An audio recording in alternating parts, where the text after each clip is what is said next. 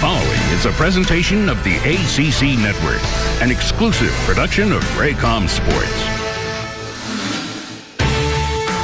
What a beautiful day in Syracuse, New York. And there he is, Jim Brown, number 44, standing tall just outside of the Carrier Dome. Inside, Syracuse quarterback Eric Dungy does not get the start today. He's still dealing with that lower body injury. Instead, that guy, Zach Mahoney, will take the first snap. Over on the other side of things, Darius Wade gets the start for the Eagles, and Steve Adazio. This is the 51st meeting between Boston College and Syracuse. We're getting you set on the ACC Blitz, powered by Ram Trucks.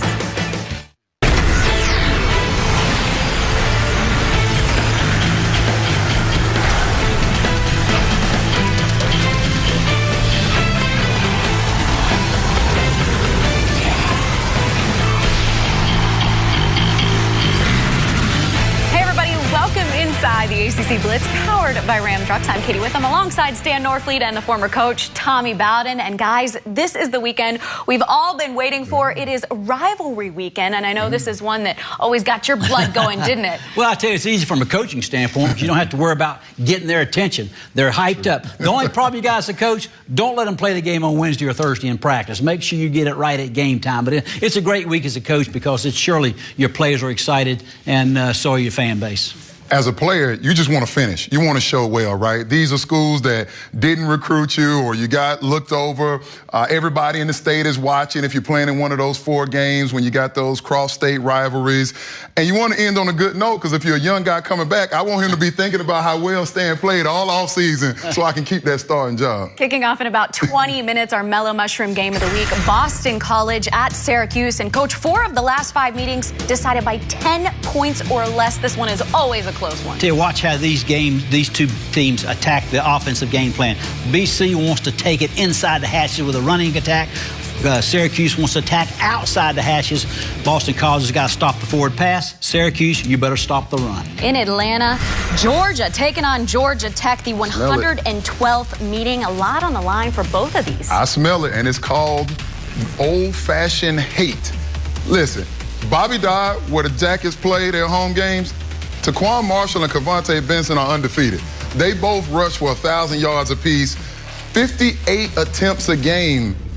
Tops in the country is Georgia Tech, certainly in the ACC. Last time we saw those number 7 Bulldogs get beat, Auburn was running the ball down their throat. Could get interesting in Atlanta today. Down in the swamp, a series that began back in 1958. Florida State taking on the Florida Gators. I've been on this sideline for a couple of years. My father at Florida State. But you're talking about hate. They've surely got it in this state. Both teams, however, suffering frustrating seasons. I think for Florida State to be successful, somehow don't shoot yourself in the foot with the penalties and the turnovers.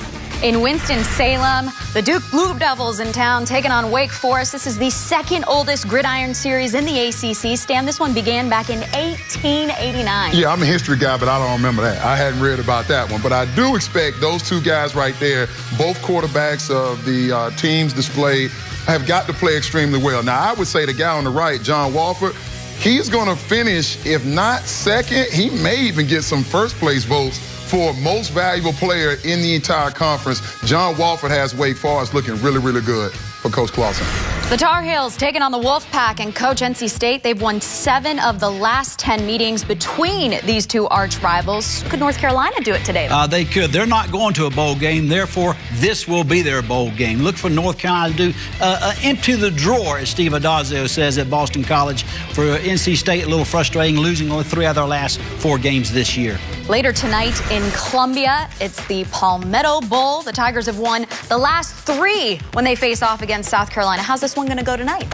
Well, I'm thinking Clemson going to win this, but here's the thing. That guy over there on the right, Jake Bentley, was popping off a lot last year, talking about how even though they got drugged by 40 or 50 points, whatever it was, that the best South Carolina didn't show up, and that the team that ended up winning the national championship wasn't really that good. Here's the problem for Jake Bentley. There's only one Clemson defender that is out. That's middle linebacker Trey Lamar. those dudes are going to be ready to go, and only one team in black for South Carolina has ever beaten those Tigers. Exciting early slate of football, but what everyone is most concerned with, the college football playoff rankings. Here are the top 4, and as you can see, the Hurricanes jumped ahead of Clemson to number 2. I have a feeling, though, after what happened yesterday, things will be different next week. Let's head straight to Heinz Field, and we kick things off, Stan, in the second half, and here comes Quadre Olison. Yes, we learned in the broadcast yesterday, Quadre Olison, unselfish, rendered himself to a fullback role. Coach Narduzzi rewarding him. He's saying to you, get out of here. That's a touchdown, old shuffle pass. 4th and 5, a huge play for the freshman Kenny Pickett, getting his first career start, a 22-yarder. He takes it in himself. But then Pitt continues to make some waves. And, Coach, we were watching this one, and you said, what a huge play call by Pitt. Well, it really was. You know, Pittsburgh's got a 2-score lead. It's 3rd and 3. Just don't give up the big score. They blitz and play man. I'm sure caught the protection of Miami off balance. But what a great call by Pat Narduzzi to blitz in that situation with a 2-score lead. And that was Avonte Maddox. No better way to go out as a senior at your own stadium than to do something like that. Love the reaction by Pat Narduzzi after that. 24-14, the final. Stan, the 15-game win streak, the most in the nation, snapped yesterday for the Hurricanes. Yeah, you know, Mark Richt is going to take some heat for benching Malik Rozier down, 17-7 in the 4th quarter. I was okay with the move. I wasn't okay with where he did it. The other thing is, you've got to be running the ball better with Travis Homer and DJ Dallas. Malik Rozier was your lead rusher at 31 yards. Makes no sense to me. Another game yesterday, the Commonwealth Cup on the line with Virginia Tech and UVA. And, Stan, you don't want to see your Who's start off like that. That was Chris Sharp with a fumble. Yeah, I don't necessarily want to see that, but I'm happy for Virginia Tech. I got to be neutral, especially a young defensive end there, Hashawn Gaines, starting for Vinny Mahota, coming up with a fumble recovery in his first play. Taking advantage of the turnover, here comes Chris Cunningham, an 18-yard touchdown pass, and that was pretty much it. Little play-action pass on the goal line. All of a sudden, you catch the secondary sticking their nose in the backfield where it shouldn't be, and that's what happens. That wasn't Quinn Blandon's fault, by the way. I know that's number 3 going to the ground, but I got you, Bland. I'm going to hold you down on that. But Kurt Banker was all over the field yesterday. He wasn't crispy. And quite frankly, that wasn't the Virginia team that we saw the other week versus Georgia Tech, or even last week versus Miami. No. That was an easy game to sleep through after the turkey, after he left over on turkey. Maybe you were sleeping. I wasn't no sleeping. big plays from either team. You obviously had heard them both from offensive production. Cavs, 5 yards rushing. So you talk about that. But, hey, don't forget you can follow along with all of today's games on the Toyota Game Center on the ACC.com. We have scores and stats, video previews, highlights, and live streaming of select games. It's all brought to you by Toyota. Let's go places. The senior wide receiver Steve Ishmael will be in action. Coming up here shortly, just needs 25 yards and 1 more reception to set 2 more school records. Can he do it today?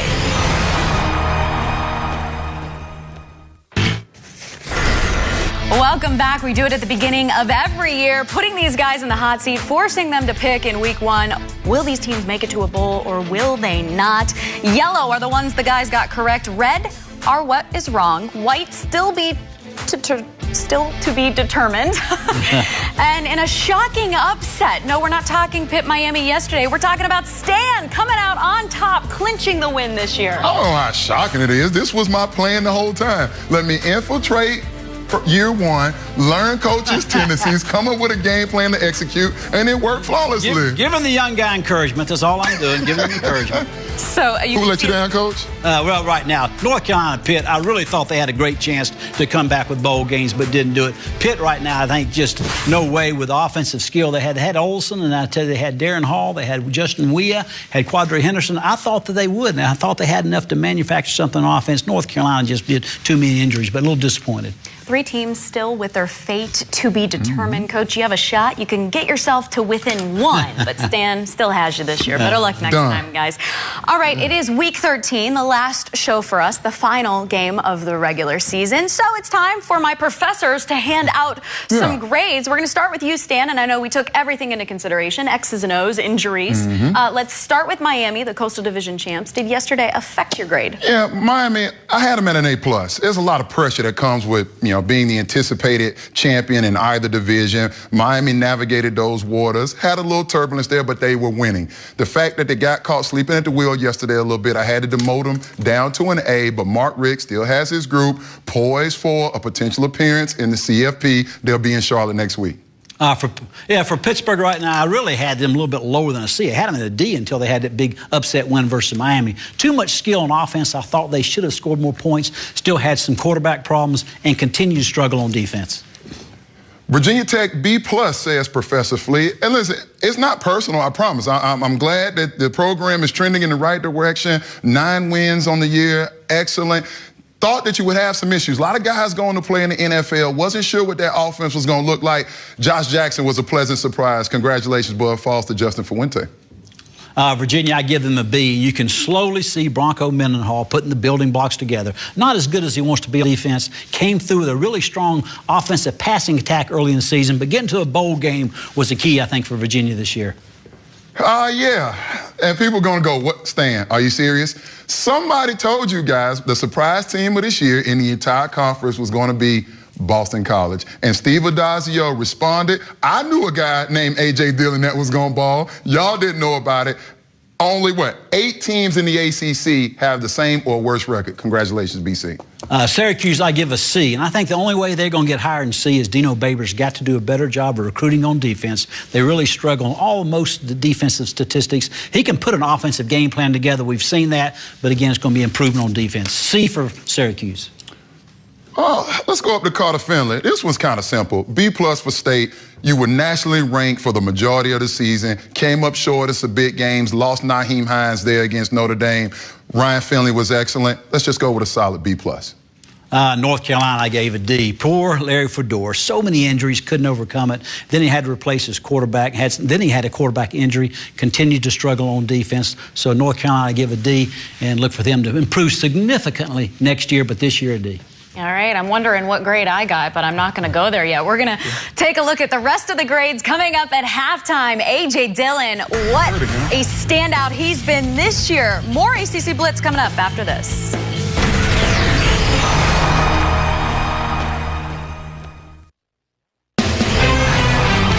The ACC Blitz is powered by Ram Trucks.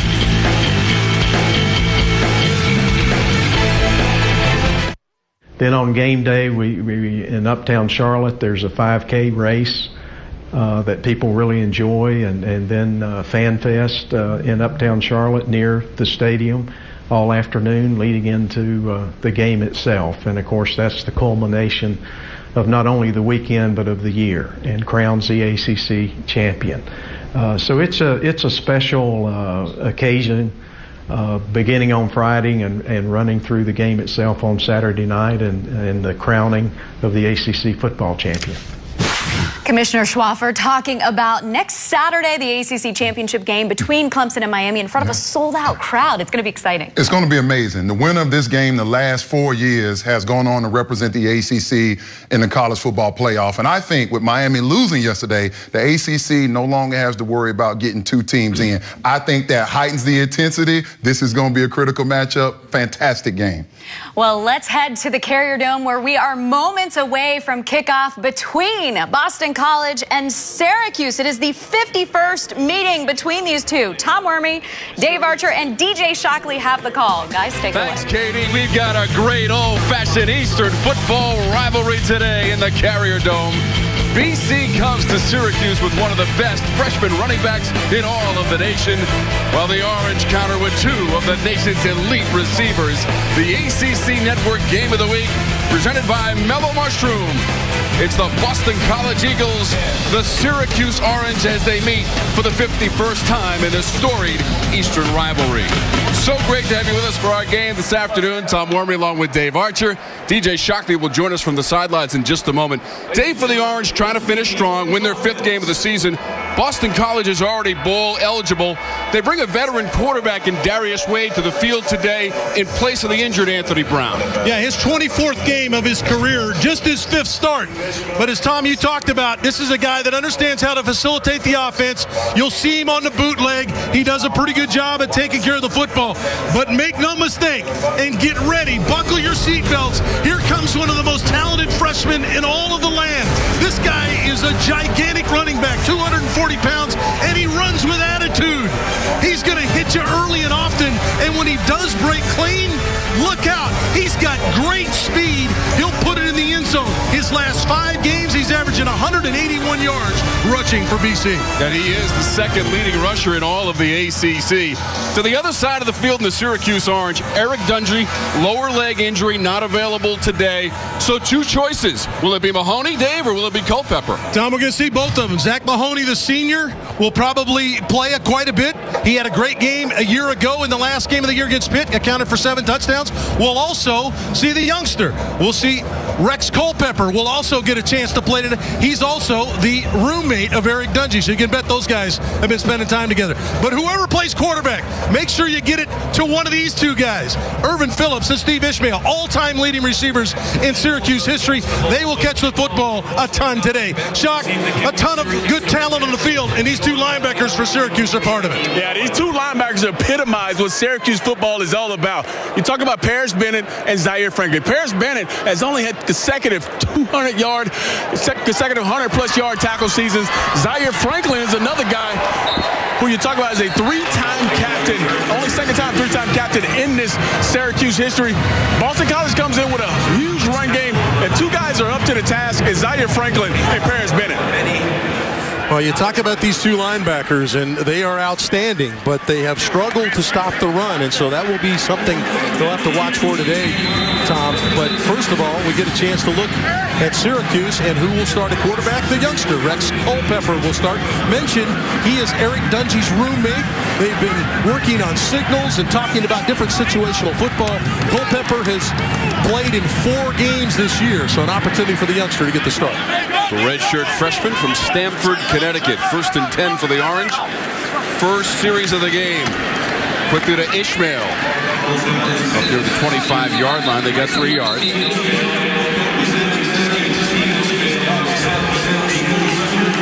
And you heard the announcement, Dave, on the public address. That is a new school record for reception. Steve Ishmael making that catch. And you and I were privileged to see Amba Edatawa last year had 94 catches. That's his 95th catch on the year and breaks Amba Edatawa's record from last year. Just an outstanding year this year for Steve Ishmael. Amba Edatawa, who spent just 1 season here with the Orange after transferring from Maryland, but set school records, and now his teammate Steve Ishmael has broken that record for receptions, and he'll continue to build on it during the course of the afternoon. Yeah, Steve Ishmael's got some other stuff he wants to get done today. He wants to get a win today. We had a chance to visit with him. His brother Kamal Ishmael is a safety for the Atlanta Falcons. Senior day, big day for Steve Ishmael. Ishmael, who averages 8.5 catches per game, best in the ACC. Culpepper has also spent some time this year, Dave, on special teams coverage, but as you mentioned, 4 games officially at the quarterback position. Syracuse converting at just under 41% on 3rd down. Culpepper, the pass, short of the 30 as he hit Devin C. Butler. Time for the food line. Impact players. And we'll start with the Orange on offense. Well, Mo Neal is going to pick up the slack a little bit in the run game. Dante Strickland is hurt. He had 98 yards against Louisville a week ago. And Aaron Service has done a nice job. 11 consecutive starts as a freshman at center. Going to have his services for the next several years here for the Orange. So the Orange forced the punt. Michael Walker, the deep man. Dangerous return man. Walker, 5th in the country. Yep. Almost 14 yards per return. This punt scrapes the top of the dome roof from Sterling Hoffrichter, and it's a fair catch. 42 yards on the punt. Almost 5 seconds of hang time. Back to the Food Line Impact Players Day. Boston College on offense. Kobe White, the outstanding freshman wide receiver, leads his team in receiving. Done an outstanding job on the outside. And Tommy Sweeney been very good as that auxiliary guy to throw the football to whenever you have quarterback issues, which BC has had with injuries. That tight end comes in big. And the impact players defensively, Alton Robinson, big guy up front, rounding into one of those great edge players. And Evan Foster will play in the back end. We talked about the two outstanding linebackers in the middle. Darius Wade at quarterback for BC. The lefty slings it, and it's incomplete. Chris Garrison unable to hang on to that pass from Darius Wade. Dave, graduate student from Middletown, Delaware. Yeah, Darius Wade was a guy that was scheduled to be the starter all the way back in 2015. In week 3, broke his ankle against Florida State. Missed that year and then struggled to regain his job. Patrick Tolles came on to become the quarterback a year ago and now filling in for the injured Anthony Brown. Boston College to the ground with John Hilleman. It's a guy that understands the game. Darius understands what they want to do. Scott Loeffler will tailor things to Darius Wade's strengths. Outstanding bootleg quarterback. He does a good job of taking care of the football.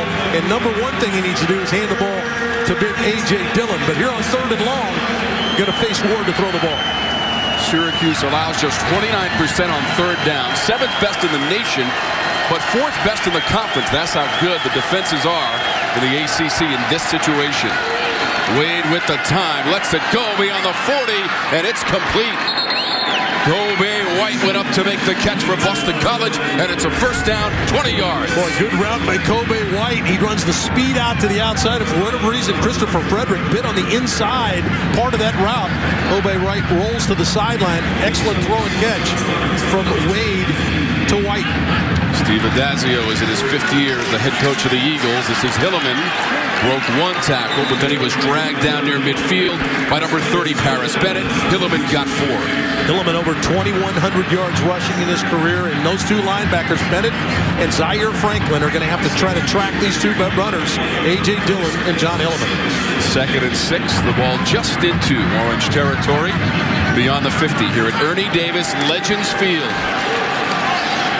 Syracuse Heisman Trophy winner. Around the corner is Thad Smith. Forced out of bounds.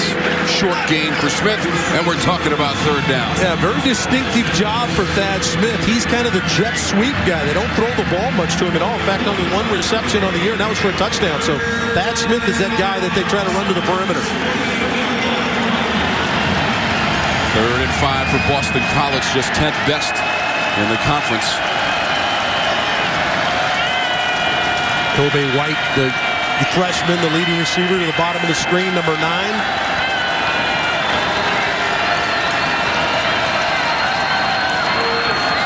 Wade threads it in near the 35. Michael Walker makes the catch in between 2 Syracuse defenders. 13 yards for Walker. Yeah, good spacing to the wide side. See Walker 3 to the inside, just going to curl up between the 2 defenders. Kobe White running the out route to try to pull that defender a little bit wider, but excellent throw and catch there. Good job by 2 guys that have played a lot of football. Walker, the junior, and Wade, of course, the senior quarterback. The Eagles continue to move the football down to the 35 of Syracuse. Little gadget action. The orange was ready. Smith taken down by Christopher Frederick. This is an excellent design by Coach Ward, the defensive coordinator for Syracuse. They're going to bring Frederick on the blitz as soon as Thad. You see number 3, he's the corner. He comes up on the blitz as soon as Thad Smith went in motion. They're anticipating either jet sweep or that reverse backside to Jeff Smith. Nice play by Frederick, the corner. A loss of 7 on the play for Boston College. Deep drop from Wade. Screen pass. Hilleman. Stiff arm. Hilleman down the sideline. A flag has come out behind the play as Hilleman goes down near the 12. But there is a flag thrown behind the play at the 35.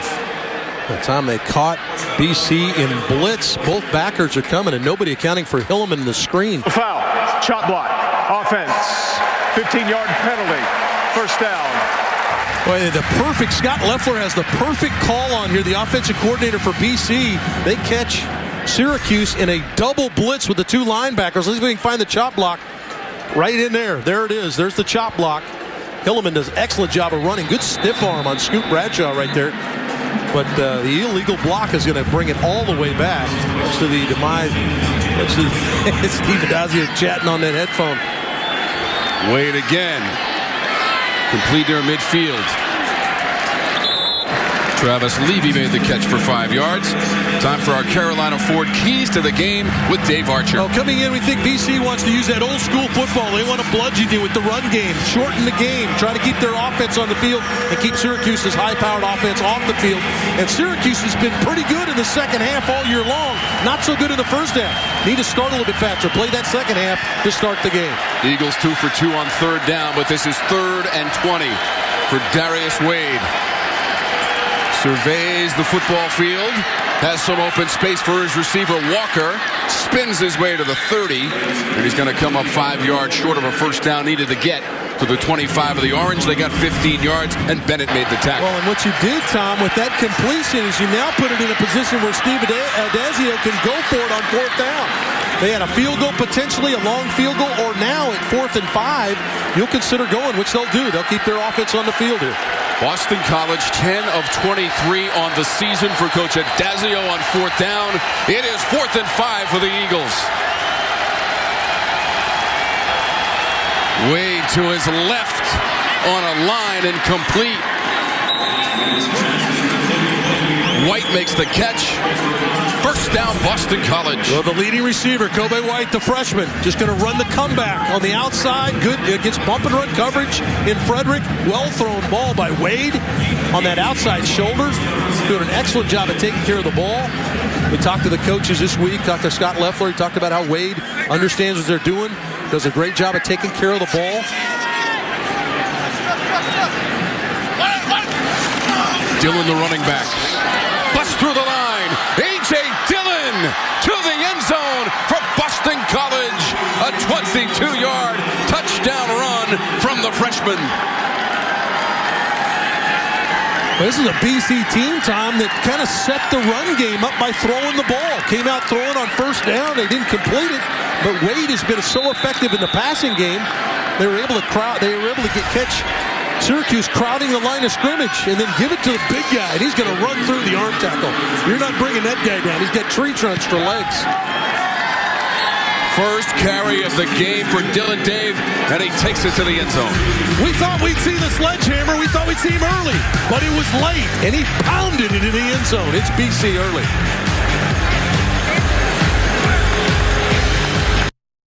Good pass. ACC football is brought to you by Mellow Mushroom, Out of This World Pizza. By Geico, saving people money for over 75 years. By your local Chevy dealers.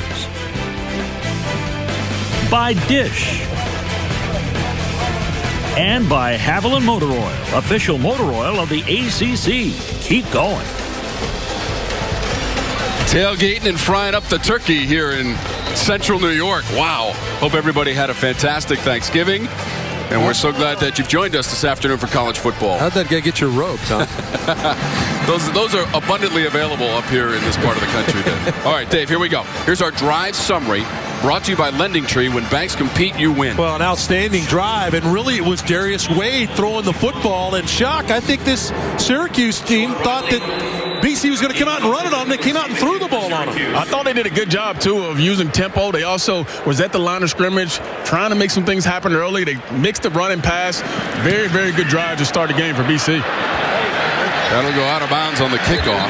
That'll get you fired right there as a kicker. There's Max Schulze-Geistobel. Can't kick it out of bounds. He's a senior from Germany. All right, let's go Food Line. Impact players, Boston College on defense. Lucas Dennis, number 1 in the ACC and number 2 in the country in interceptions with 6. Zach Allen is a beast. Watch this kid now. Number 2, plays the edge. He's the leading defensive lineman for tackles in the country. He's number 2 on this BC team in tackles with 89 tackles as a defensive end.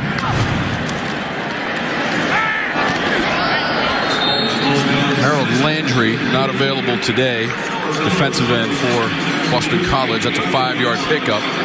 Rex Culpepper in there at quarterback. Yeah, that's an extension of their run game, the short, quick passing game. Send it out to Phillips.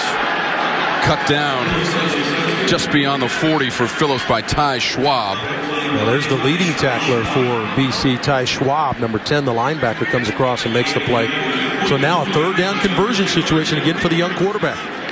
You can't get into tempo unless you can move the chains, Tom. This is a team that likes to snap the ball around 20 seconds every time. They want to play with tempo, but the only way you can do that is you've got to move the chains. It's a run play with O'Neal. Up close to midfield from O'Neal, 9 yards and a first down for the Orange. Look to the sideline, like the numbers in the box. Schwab is taken off. The number 10, the linebacker's taken out by the pass coverage. And easy running from O'Neal on the draw play. Neal came in averaging over 5 yards a carry, Tom. He's been playing well over the last couple of weeks. Junior from Dayton, New Jersey, O'Neal. The Orange on the season 4-7, 2-5 in conference play. And that includes the signature win against the Clemson Tigers just a few weeks ago, right here in the Dome, and that's Phillips. Barrels his way down close to the 35. He ran into Lucas Dennis, 13 yards on the run, Phillips.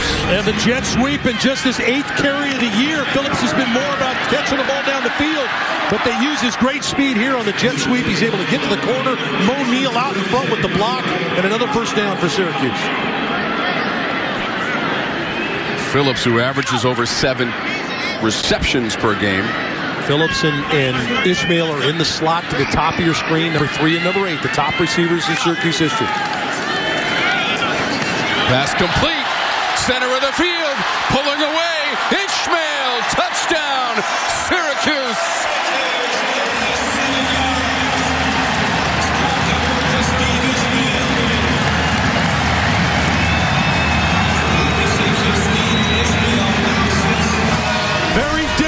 Defend these two guys on the same side of the field.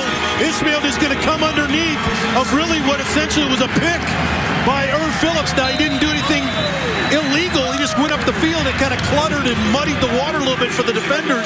And Ishmael came right underneath. Quick throw from Culpepper, and the Orange are on the board.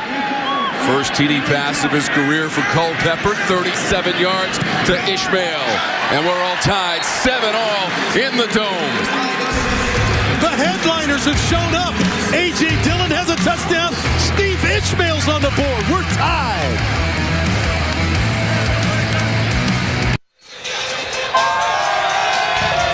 It's bow time at Bojangles. Grab a big bowl box, feed the whole group with Bojangles chicken, biscuits, fixins, and tea. Remember, it's always bow time when you're tailgating, and we thank Bojangles for being with us all season long on the ACC Network and Raycom Sports. Well, I know the fans everywhere we've gone in the ACC this year, Tom, have really enjoyed that part of our broadcast when Bojangles comes in with all that food. I don't know how many times we've had to drag DJ out of the thing to get ready to go to the game. Steve Ishmael with the touchdown reception for Syracuse, his 7th of the season. And again, Culpepper with his first TD toss. Michael Walker comes out of the end zone. Walker breaks a couple of tackles and gets sandwiched at the 27-yard line. Time to go back to Charlotte. Check in with Katie Whittle. Thanks, Tom. Let's head to the Swamp for our Hardee's update. The Noles defense coming up big. Brian Burns for Florida State strips Felipe Franks, the Florida quarterback. Jacob Pugh picks it up, scores for the Seminoles. Since then, the Gators have added one of their own tie ball games, 7-7 in the first. Classic battle. This is a fun weekend, isn't it, Tom? The rivalry weekend, and Florida State tying it on down there in Florida. We've got 8 teams, including Boston College of the ACC, already bowl eligible.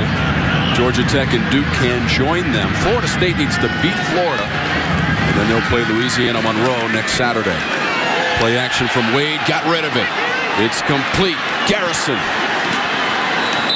hits the defender head on near the 35-yard line. Scoot Bradshaw makes the hit. They got 7 there. That's a nice play by Wade to get his head around real quickly to find his tight end. Same play they ran on the first down in the opening drive. Wade's done a nice job. He's really in control of what Scott Loeffler's calling offensively. Done a nice job so far. Wade went 6 of 7 for 68 yards through the air on that first drive. This is Dillon breaking through right side. Syracuse trying to run him down. Dillon down the sideline inside the 20 before Foster finally gets to him. Tom, he's just so hard to bring down if you don't wrap him up. And even when you wrap him up, he's going to be tough. So you got to get a lot of hats for the football. Just one defender there. He runs through Scoot Bradshaw, the corner, and now this is the speed I talked about in the opening. He can run away from you after he breaks clean at 240 pounds. 50 yards on the run from Dillon. We'll go to Hilleman. A much more modest gain. He got 4. Let's check in with DJ. One thing to keep an eye on, guys, is Alton Robinson, number 94, the defensive end for Syracuse, has not been in since that first drive. I saw him down here wincing in a little pain from a right ankle. They taped it up, but he hasn't been in since that first drive. That's one of our Food Lion impact players. He's had a nice year, 5 sacks, done a nice job. Hilleman. You know, Tom, you think about A.J. Dillon, 6 feet, 240 pounds, and now they're going to step down and put the 225-pound Hilleman in the game. So those two guys back and forth, you don't get much of a break if you're Syracuse on offense. You got a hammer coming at you every time. Dillon has 2 carries, Dave, for 72 yards and a touchdown run of 22 yards. And the sledgehammer is back in the game. 3rd and 2 for the Eagles. Dillon near the goal line. He spins in for the Eagle touchdown. His 2nd of the game for A.J. Dillon. Well, A.J. Dillon is going to run into one of these great senior linebackers in Paris Bennett. Now think about this. Paris Bennett weighs 216 pounds at linebacker. Dillon weighs 240. Try to wrestle this guy to the ground. You just wrapped your arms around a grizzly bear. You're not going to win that match. 8-yard touchdown run, A.J. Dillon. 2nd rushing TD of the game. 3:20 to go.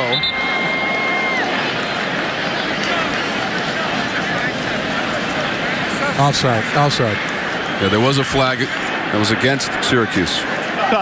Defense. Penalties decline. Point is good. Timeout. Touchdown by Dillon, his 2nd on the year. We'll be back after a word from our local ACC station. He said what said. You're watching ACC football presented by Mellow Mushroom. Our coverage of ACC football being broadcast on AFN, the American Forces Network. We welcome the men and women of the U.S. Army, Navy, Air Force, Coast Guard, and Marines stationed around the globe in 175 countries and on the high seas. So proud to have you with us. We hope you're enjoying the broadcast. We know we are. 14-7. 2 rushing touchdowns from A.J. Dillon. Steve Ishmael has the TD grab for Syracuse. Are you breathing hard yet? Man, catch your breath. Are you kidding me? Up and down the field we go. Down the field went old Syracuse on its last possession. Riley. Swallowed at the 24. Penalty marker on the field. 19 yards on the return by Sean Riley. Return.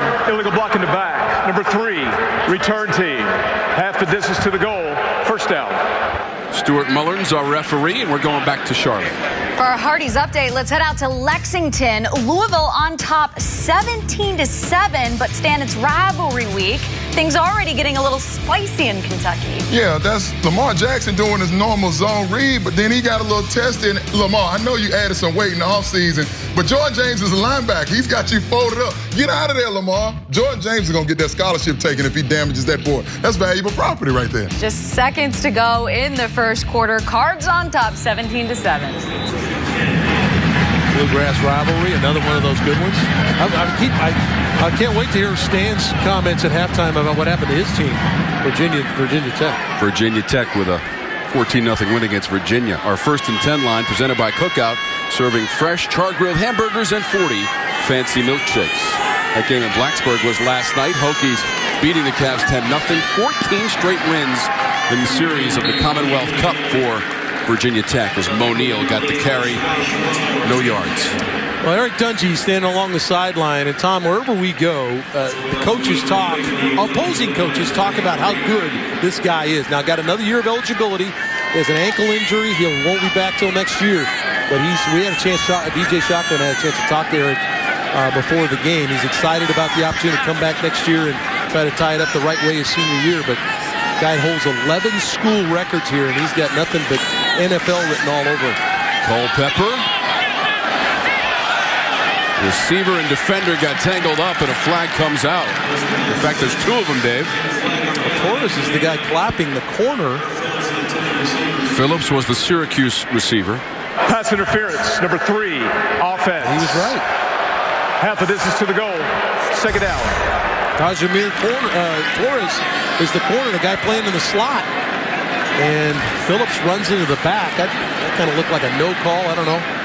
Phillips maybe grabbed him up around the shoulder there, Dave, the left shoulder. So the penalty against the Orange. Yep. You mentioned Dungy, Dave. Second in the conference in total offense behind Lamar Jackson, who was first in the nation in total offense. By the way, can we get Lamar Jackson in New York? I don't see why not, especially if they take care of business today against Kentucky. Correction, the coach would like to decline the penalty. It will be third down. I thought he took his hands off the board piece. Once you take your hands off it, it's a done deal. Right? It's a move. You already moved. Checkers or chess or both?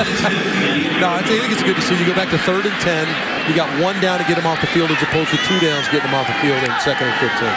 Coach Adazio has his team bowl eligible for the 4th time in 5 seasons as the head coach at Boston College. He's showing a deep zone coverage, which you'd expect on 3rd and long.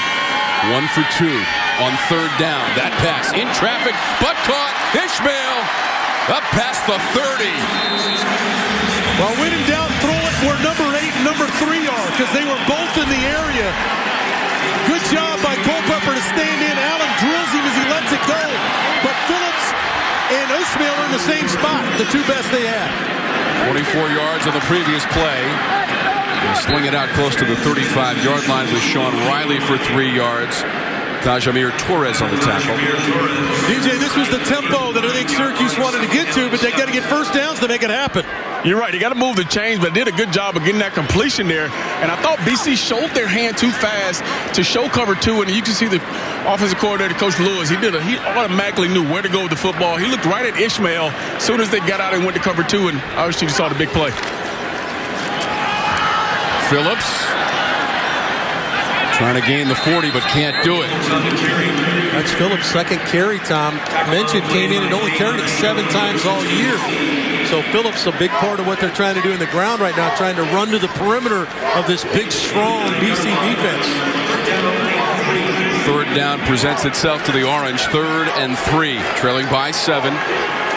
Closing moments of the first quarter. They are 2 for 3, and 3rd down this afternoon. Syracuse coming off a loss last Saturday. That was at Louisville. 56-10. They gave up 727 yards of total offense to the Cardinals. We see someone man coverage here. Culpepper standing tall. Floats it to Moneal. The ball came out. And they will call it an incomplete pass. Davon Jones making the hit on Moneal. Tom, you're going to get man coverage and to come with pressure against Culpepper. He makes a good decision, throws the ball over the middle. Good job by Moneal to squeeze it, but good job by Davon Jones. Davon Jones is a heck of a story in himself, number 16. He started the season as a running back. Now he's playing linebacker because of all the injuries they've had here at BC. And a nice play by Davon Jones right there. Put up the bat on 3rd down. Walker, the deep man, standing at his own 15-yard line. Wants the fair catch. Meets it at the 20. 41 yards on the punt.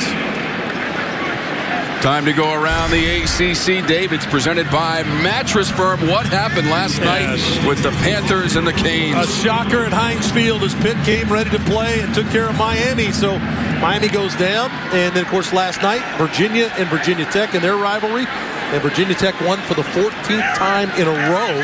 And Georgia already on the board against Georgia Tech. You see Louisville, Kentucky. And Florida State knotted up. Good battle between Wake Forest and Duke. Duke trying to get bowl eligible, need the win. Of course, the interstate battle between North Carolina State. And a huge one in South Carolina as Clemson tries to hold serve against the Gamecocks. Rodney Williams had the tackle of Thad Smith.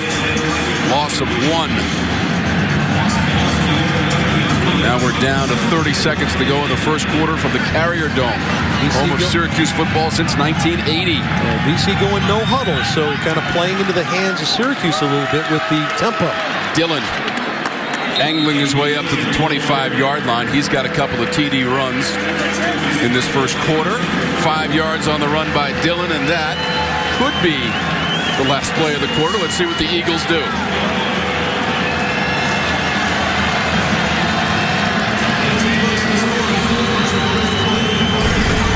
It's a great old-fashioned Eastern rivalry as BC and Syracuse have tied it on, and they have not disappointed.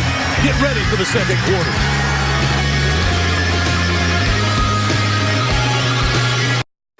We're in a city called Zamboanga in the southern region of Mindanao, the Philippines, a center for Islamic extremist terrorism and insurgent violence for decades. Reporting from the new front in the global war on terror on the next Full Measure. Sunday morning at 11 on NBC3. I'm Nico Tran. And I'm Damian Rhodes. The Orange Zone is your source for all your Syracuse football news, highlights, and analysis. Thursday night at 7. Only on NBC3.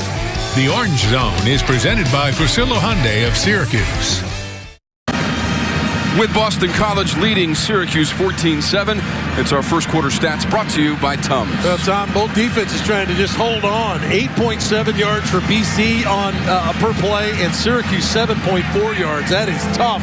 Both offenses have come out blowing and going here early. Dillon has moved into second in the conference.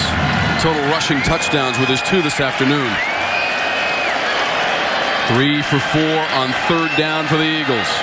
Wade with composure. Throws a little bit low, but it was caught. Idrisi. Rob Idrisi does a nice job to go down low to make this catch, Tom. This is a throw that I would assume Wade's trying to keep low, or am I giving him too much benefit of the doubt? Looked like a wobbly throw, but nice job by Idrisi to go down and make the catch and extend the drive. Just the 4th catch of the season for Idrisi, but it produces a first down for BC. Smith past the 35-yard line. We're back to Katie in Charlotte. Let's head to Gainesville for our Hardee's update. The Noles back in action. Yeah, Blackman finds Naquan Murray for a 21-yard touchdown pass. Both Florida State touchdowns off Florida turnovers. 14-7 in the second quarter. Guys, for now, back to you. Well, Murray, another big play in the passing game, the great speed. Seminoles have won 6 of the last 7 against the Gators. This is Dillon. He'll twist his way beyond the 40 to the 43 and get 4 yards, add to his total. Well, he was averaging 21 yards a carry on that. So going to cut into the average. Disappointing on a 5-yard carry for Dillon. Dillon, who was over 1,300 yards rushing this season, 4th most in the history of the conference by a freshman, and 3rd in the conference in rush yards per game, 104 for Dillon. 4 for 5 on third down for the Eagles. Dillon busting through the line. Tackle made by Guthrie, or else Dillon might have been still running his way to the end zone. Well, we talked about Dillon in the first 6 games, just 303 yards, and then we did the game at Louisville. He blew onto the scene with 272 yards, and since then he's had 181 yards a game, and he has 2 200-yard games. He's got 500-yard games, and he's closing in on another one right here. He's got the football in this carry near the 40. 3 yards for Dillon. In that game against Louisville, Dave, 39 carries, 272 yards, 4 touchdowns, and that included a 75-yard touchdown scamper in the 4th quarter. Yeah, one of our favorite runs of the year, probably one of the plays of the year in college football, where he just threw a defender off him and then outran the entire Louisville secondary for a touchdown. The 272 yards, a freshman school record at Boston College. They'll toss it to Hilleman. Leaps over the 40 and then gets cracked to the turf as he met Zaire Franklin, and that's a violent collision between those 2 young men. Well, Franklin was excited about playing in this game, number 4. He said, this is the perfect game for a linebacker. They're going to come right at us, and I'm going to come downhill and slam people. Got a little help there from Brandon Berry as well, but Zaire Franklin, one of the best the ACC's seen over the last 4 years. 5 for 6 on third down in the first half of the Eagles. Wade looking left the whole way as receiver tumbles down. It was Travis Levy who appeared to be open. Yeah, he tripped. The freshman coming out of the backfield tripped and fell. He has 12 receptions on the year. He got a little tangled up with the edge rusher and just trips and falls down.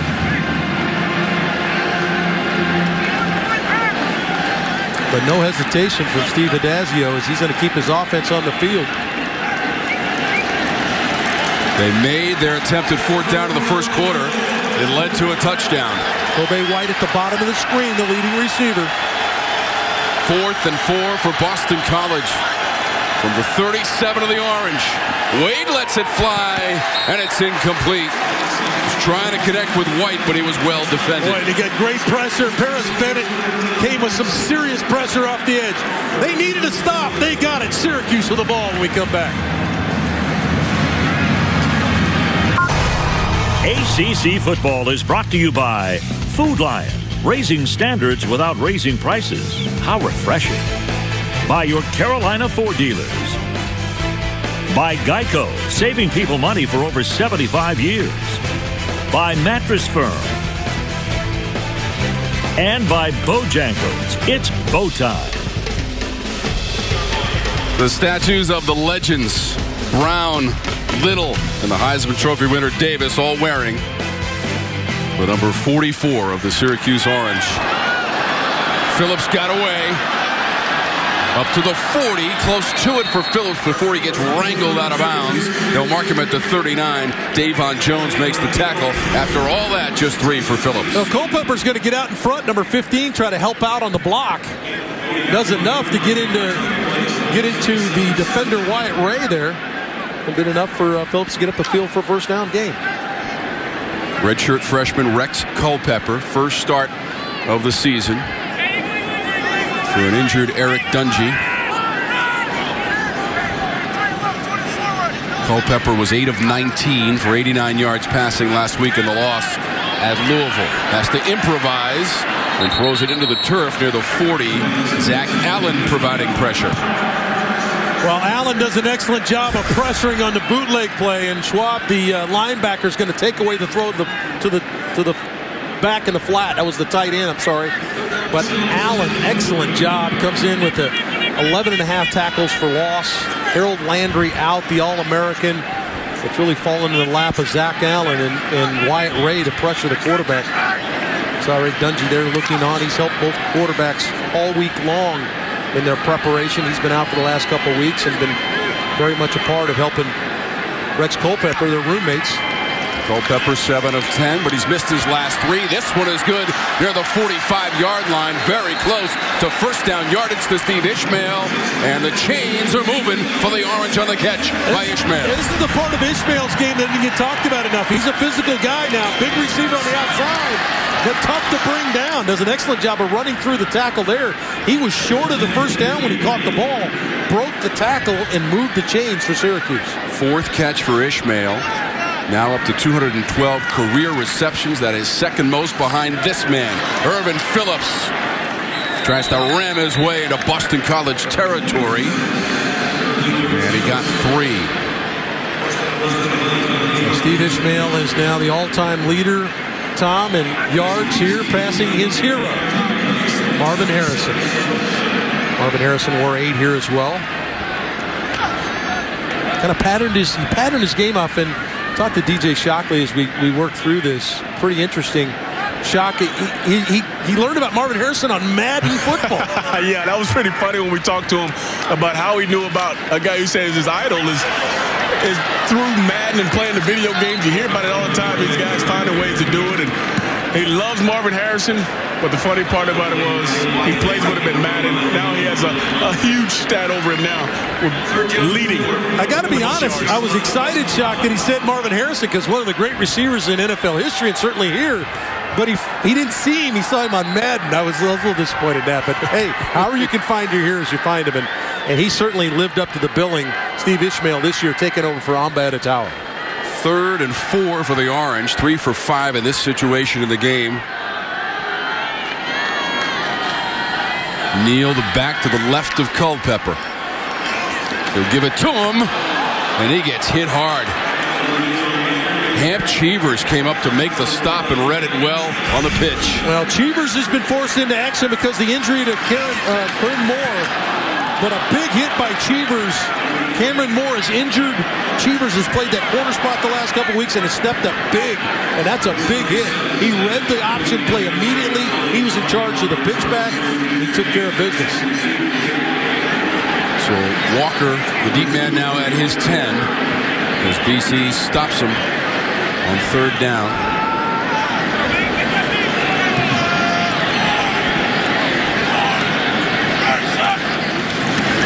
The punt from Hoffrichter. It's a low one that's going to bounce near the 15 and dribbles into the end zone.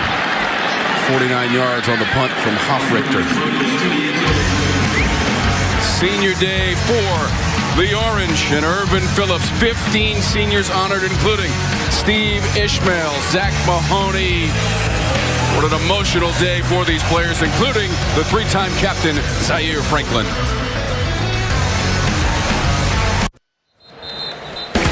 You are watching the ACC Network, an exclusive production of Raycom Sports. Duke Energy presents a look at the ACC standings. We start with the Atlantic. Yeah, Clemson is taking care of business in conference, so they'll play in the ACC title game a week from tonight. And the Coastal, Miami will play in that game as well. And I think that Miami, even though they stubbed their toe yesterday, the winner of the ACC championship game will go if Clemson can beat South Carolina. 13th all-time ACC title game. First trip for Miami, 5th for the Clemson Tigers, who are 3-1 in that game. This year contested, Dave, in Charlotte, North Carolina. I don't think Dabo had a conversation with his Clemson Tigers yesterday, do you, after what happened to Miami and Pittsburgh? Big game with South Carolina today. Pass play, completion. Beyond the 30 for Boston College. Charlie Callanan makes the catch. The senior from Westfield, New Jersey, got 13. Well, Callanan's had a heck of a career at BC. This is his 46th career game. Has been banged up all year. This is his 11th catch on the year. But Callanan with a nice catch there. And Wade again doing a nice job on these bootlegs of understanding where the edge rush and getting the ball out. Jeff Smith. Trying to run away from that Orange defense to the 5, and he bounces into the end zone. Rodney Williams couldn't catch him. Jeff Smith for Boston College, 64 yards. Well, Jeff Smith, the former quarterback, former played some DB when he got here, played some running back, but he's the speed receiver. Excellent block on the perimeter. That looked like maybe Hillman out in front, but the speed of Smith to get in the end zone. A couple of deal breakers from both teams as there. See Smith holding on this extra point. Smith had only carried the ball 7 times coming into today. Third rushing touchdown for Smith, Dave. We knew this BC rushing attack was going to be a problem. Jet sweep and a score for Jeff Smith. We'll be back after word from your local ACC station. The Ram Power Play is brought to you by Ram Trucks. Guts, glory, Ram. Last Saturday, Virginia Tech was beating Pitt by 6 late in the game, and the Hokie defense showed a lot of guts as they got the glory. But Foster's D held the Panthers on the goal line for 4 straight plays in the final minute of the game. Came down to 4th and 1 on the goal line, where Pitt tried to ram it into the end zone on the final play of the game, but running back Darren Hall stopped. Hokies won it 20-14. That's a Ram Trucks power play. Hokies followed it up with a victory last night against their rival Virginia. They shut them out. Let's check in with Katie. Thanks, Tom. Let's head to Lexington for our Hardee's update, where here come the Cards again. Lamar faked the read, pitched it out there to Reggie Bonifant. Knows all about this rivalry. He's a Louisville kid. He's reminding the crowd of what he did a year ago. Second quarter, Louisville on top, 24-7. Wow, Cardinal out playing really well in the rivalry game. That's a good Kentucky team, too. Louisville Cardinals 7-4 on the season. They beat this Syracuse program last week at home, 56-10. Boston College won last Saturday against UConn at Fenway Park, 39-16, where they rushed for 330 yards. Got the senior Zach Mahoney standing along the sideline. Tom, you and I had the pleasure of watching him play the final game a year ago. It was a monster game for him. Almost picked off there. Well, the ball's on the turf, picked up by BC. There was no whistle. Will Harris is in the end zone. Yeah, Hamp Cheevers jumps the quick screen, and the ball was batted in the air, and Harris had the presence of mind to field it before it hit the ground. How about the ball? Oh, no, the ball's laying on the ground, but are they going to call it a lateral? The ball was certainly on the ground. Sure, they missed this. Cheevers jumps the route. Ball's going to hit him on the leg, or doesn't even hit the leg. It's laying on the ground. Then Harris runs up and catches. Now, if it was called a lateral, then you've got an issue. Is it a backward pass?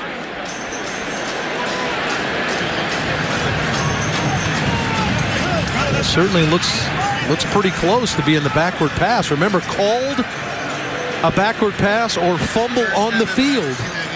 That's going to be hard to change right there. Ball thrown behind the line. Cheevers can't catch it. Ball falls loose. On the field stands. So pretty good job by the official to see that right from the beginning, to see that it was a backward pass. And Harris, Johnny on the spot, scoop and score. I think most of the folks in the dome thought it was just a simple incomplete pass there, but from that replay you can see that the pass by Culpepper was available on the turf. Not a forward pass, so a touchdown for Boston College. So a shocker for Syracuse. Not for Will Harris. He popped it in the end zone. BC big early.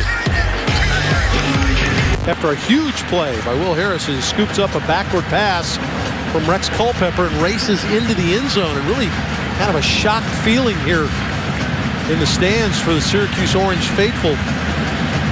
The ball that we thought was incomplete. Next thing you know, Harris takes it back for a touchdown. And BC's opened up a lead here. But Syracuse extremely effective when it comes to going high tempo and trying to put points on the board.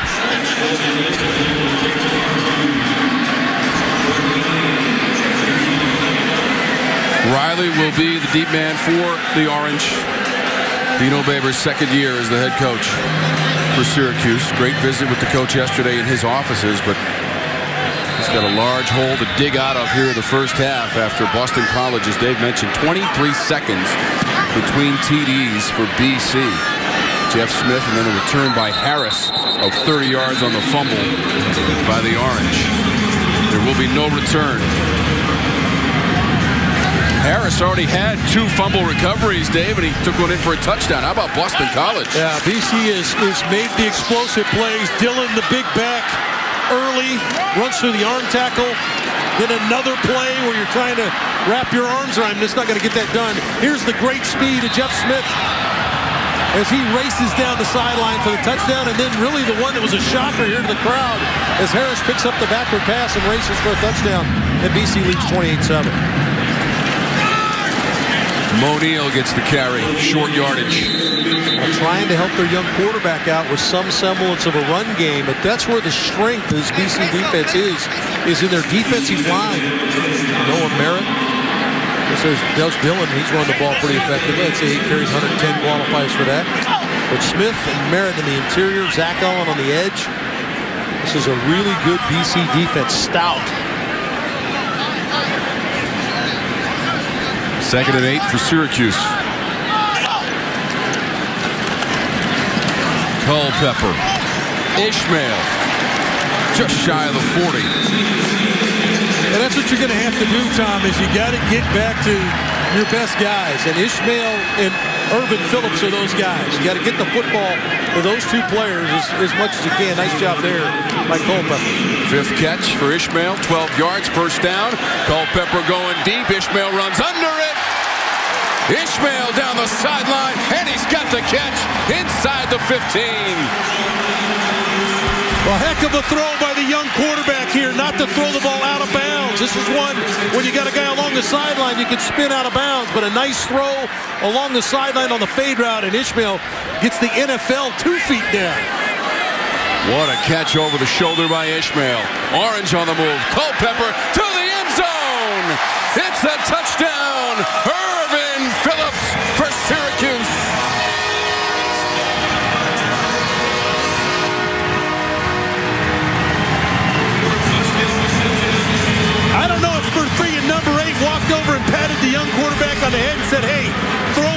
ball, but Ishmael catches back-to-back catches, and then Phillips down the seam. Well, an excellent throw from Culpepper. And the freshman said, you know what? I remember 3 and 8. That's who I need to get the ball to. Second TD toss of the game. Phillips has the touchdown grab for the Orange. Cole Murphy for the extra point. A 3-yard drive by Syracuse. 44 yards TD to Ishmael, 17 to Phillips, and we'll be back after these messages from the ACC. No, Ishmael 8, Ishmael 44, 7, and they had a run before that. 28-14. Boston College has the lead, but Syracuse has just scored. The statue of the legend Ben Schwartzwalder, coach of the 1959 National Championship team. Now, Irvin Phillips makes a big play for his quarterback, and that's what you got to do. Get back to the guys that have made plays for you all year long. A couple of catches for Ishmael and Phillips, and now BC right back in, Syracuse right back in the game. This is Walker, step deep. Collisions at the 20, and Walker goes down the pile to the 23. I thought it was big that last drive that they take that big shot, because BC was playing tight coverage. They weren't really sitting on everything, i.e. the pickup for a score. Throwing the football down the field was big. Now they may be able to run the football a little bit more and get back into their offense, what they want to do. Yeah, Shock, it's kind of a delicate balance. You got a young quarterback that you want to get him in some kind of rhythm and make those short throws, but you got to get the defense off of him, and they made that happen in those throws in that last drive. Very true, and I thought they got to go back to what they did in that first drive. Some dink and dunk, some little stick routes, some hitch routes, just to get him acclimated. The screens, they got him really involved.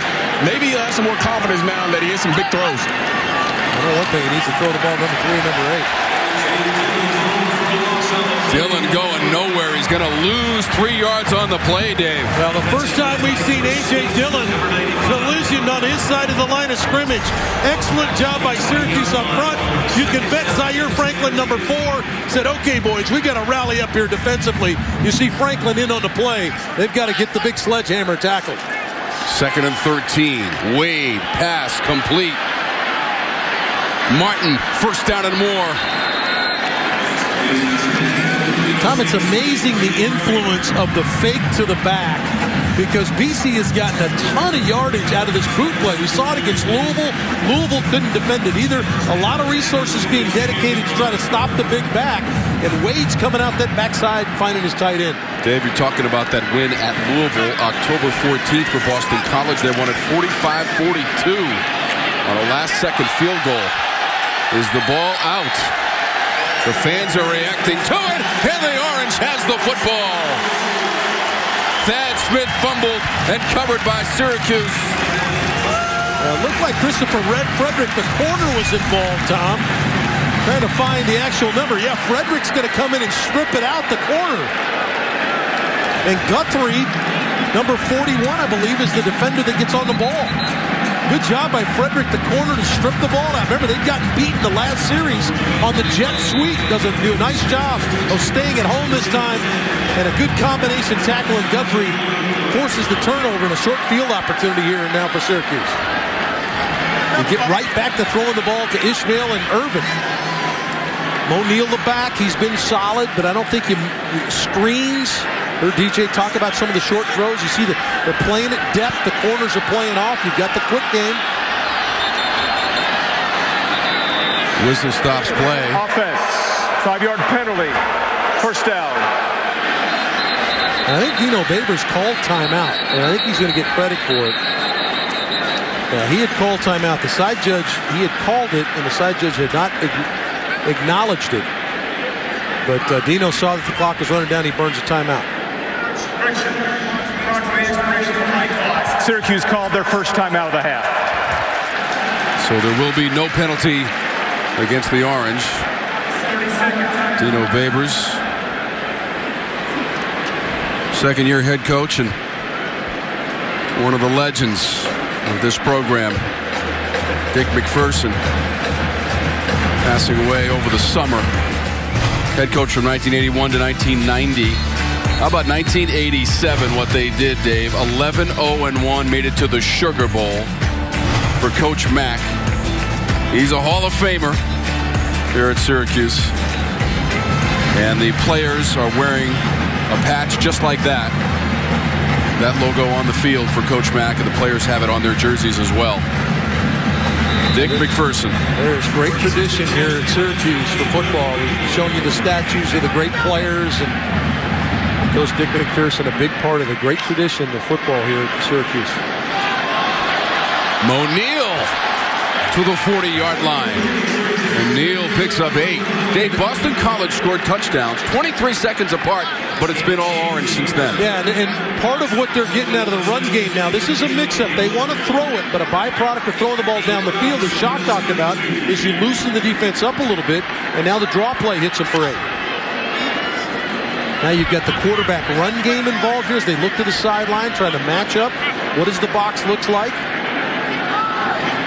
Phillips and Ishmael have the touchdown catchers for the Orange. Back to Mo Neal. He's got enough for a first down. By the way, Dave, Ishmael and Phillips, 10 combined catches on the day. That breaks the ACC record for combined catches by a duo. They have 433 catches between them. They break the record of Phillips and Editawo from a season ago in the conference. That just tells you what kind of numbers they're putting up here at Syracuse. You're looking to throw and catch the football. This is a good place to come if you're a young kid. Career receptions. We've already seen Ishmael break the season record. This pass is an easy interception. Lucas Dennis. And Dennis down the sideline. He's into orange territory. And he's finally cut down inside the 40. And that's Lucas Dennis' 7th interception of the year, Tom. Just a poor read by the young quarterback. The high half safety must find that half safety. He's going to play over the top of the slot receiver and the outside receiver. You see widening, number 21, Dennis reading the quarterback's eyes all the way. No chance to get that ball in there. Cannot throw the ball with the safety going that direction. How about that 43-yard return as well from Dennis? Yeah, he did a nice job of tightrope in the sideline here. Picked up a couple of blocks. All you can do is pat him on the head. He's got to learn. You got to make some mistakes to learn. Tough one there, though. Syracuse going in to make it potentially a one-score game. Third interception thrown by Culpepper. 18 on the season for Boston College. That is now the most in the conference. BC with 7 to 18 now. Yeah, that's second in the country, only to South Florida. Florida has 19. South Florida has 19 interceptions. They had quite a battle last night with Central Florida. Our 1st and 10 line presented by Cookout, serving fresh char-grilled hamburgers and 40 fancy milkshakes. Dillon close to the 25-yard line. It's set up for a first down. Paris Bennett on the tackle after 9 yards. It's just like a truck cruising through, and when you run it and hit him, it almost knocks you out to hit the guy. His legs are about 18 inches in diameter. I mean, he's got tree trunk legs, big body, shocking over down the field. When you think, okay, 6 feet 240, I mean, he looks massive on the field. 24 carries for 200 yards and a couple of TDs last week against UConn. He gets the call again, right side. Going down to the 21-yard line for Dillon. You know, we've seen a lot of really good backs in this league over the years. Don't have to go back but last year in James Conner. This is a guy that runs a lot like James Conner, the Terminator. And Steve Adazio feels like he looks a lot like James Conner, only with more speed. They feel like A.J. Dillon has more speed but same power. Connor's former teammates got the job done yesterday against Miami, handing the Canes their first loss of the year. How about the guy that ran the rock for BC a few years ago, and Andre Williams? That guy was a monster running the football, too.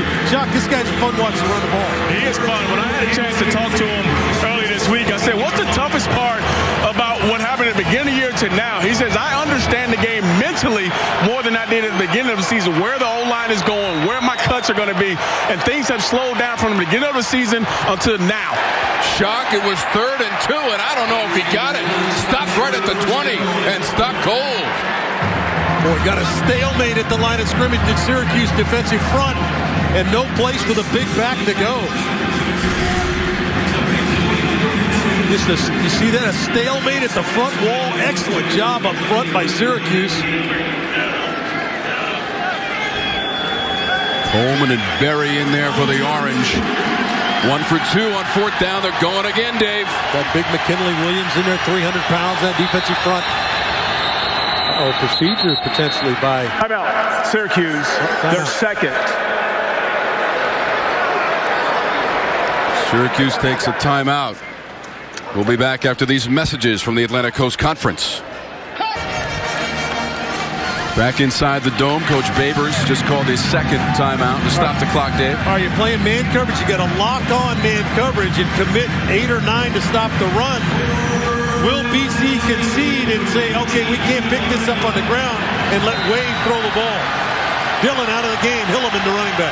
Final minute of the quarter on 4th down. Wade being pursued, broke a tackle. Wade stays on his feet. They finally bring him down. Back at the 25-yard line, Paris Bennett finished off Wade. It's a loss of 8 on 4th down. Well, it's an excellent job of Syracuse to take away the quick throw. They have Smith in the flat right now, number 6, and he has no throw. But he got penetration immediately through the middle and then was fighting for his life, and Bennett makes the play with Franklin helping out. Dave, let's go back to our studio in Charlotte, see what's coming up at halftime with Katie. Thanks, Tom. We're going to take a look at all of the early action in the ACC. You've been glued to that one down in Gainesville. Oh, what about the Florida State defense coming to the game, tied for last in the ACC? Defensive takeaways, they have 3, 2 of them for scores, a pick 6 and a scoop and score. Florida State defense playing well in Gainesville. What about that rivalry in Kentucky? Oh, it's hot, too. Yeah, I used to live up that part. I know what they get popping up there. Lamar Jackson's like, thank you. Dave Williams, Reggie Bonifant, 100 yards and 3 touchdowns on the ground. Stick around. The PNC Investments halftime report coming up next. Katie, thank you. Phillips makes the catch for 11 yards and a first down for the Orange. Yeah, the Orange need to get into their tempo. They're trying to play a little faster here, Tom. Culpepper has a couple of TD passes. This pass complete to Riley at the 45. Trying to get out of bounds, Dave, but he got fenced in after 9 yards. That's a mistake by Riley. He's got to go straight ahead and get the first down, Tom. That's going to stop the clock. He retreated, and they tackled him short of the guy in the game. Orange move quickly. Pass to Phillips in a congested area, but it's on the money down to the 40. Wyatt Ray and Amir Torres on the tackle. 14 yards on the pass from Culpepper. Got to be quickly here. Got to be quick. Watch that clock. Just 12 seconds to go for the Orange. Culpepper to pass. Shy of the 30 and caught.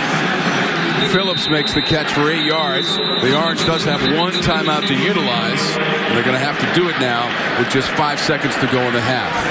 Yeah, Dino was caught in a little bit of a quandary there with only 1 timeout left. Where do I take it? He probably would have liked to have taken it after that last completion because he lost about 4 or 5 seconds. He realized that his offense was on the line, went ahead and tried to stretch it 1 more play. Now they're down to 1 play. This is 6 seconds left.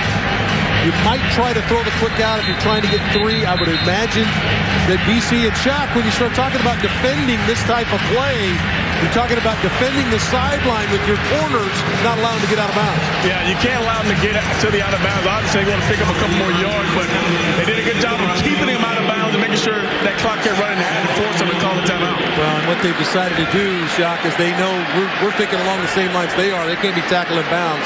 They're going to try the field goal right here. So Cole Murphy will attempt this one. What the event for first down? 53 yards his long for his career. Made that at Miami this season.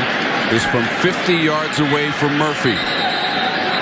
Looks like Boston College is going to use a timeout. Timeout, Boston College. Cole Murphy hit a 35-yarder, Dave, the last time the teams played at the Dome on the last play of the game to win it against Boston College 20-17. Yeah, Murphy knocked it through, and that's what they're looking for here. Now, Murphy has only made 4 of his last 8 hits, and since the game you and I did down at Florida State, he had made 9 in a row going into that Florida State game, missed the game-tying field goal, and has only made 4 of his last 8. So, been a little bit off here lately. Yeah, that attempt at Florida State was from 43 yards away. Would have sent us to overtime, but Murphy unsuccessful in that attempt. 20 field goals, though, this season, Dave. That is a school record. Already has the school record for field goals made with 59. So number 60 could put 3 more points on the board for the Orange. They have adjusted the clock to 6 seconds. It's an attempt of 50 yards. Again, his longest season hit at Miami of 53. Oh, my God. Coach Dazio doesn't want to take any time out. There's seconds. 30 seconds. Well, you see sometimes this works, sometimes it doesn't. A lot of times the kicker will run over and kick a few more into the net. Now, Murphy's not going to do that here. Most times they'll bring the net right out on the field. He can kick a couple extra ones. What's happening now is because he's not doing that, the thought process comes in, but also he hasn't. Those kickers like to be in rhythm, so they kick a few in the net and then they run right out on the field and kick. He hasn't kicked now for a few moments here. Let's see if he handles this properly. So Boston College has used 2 timeouts to try to freeze Murphy. 6 seconds to go in our first half of action. 50-yard attempt from Cole Murphy.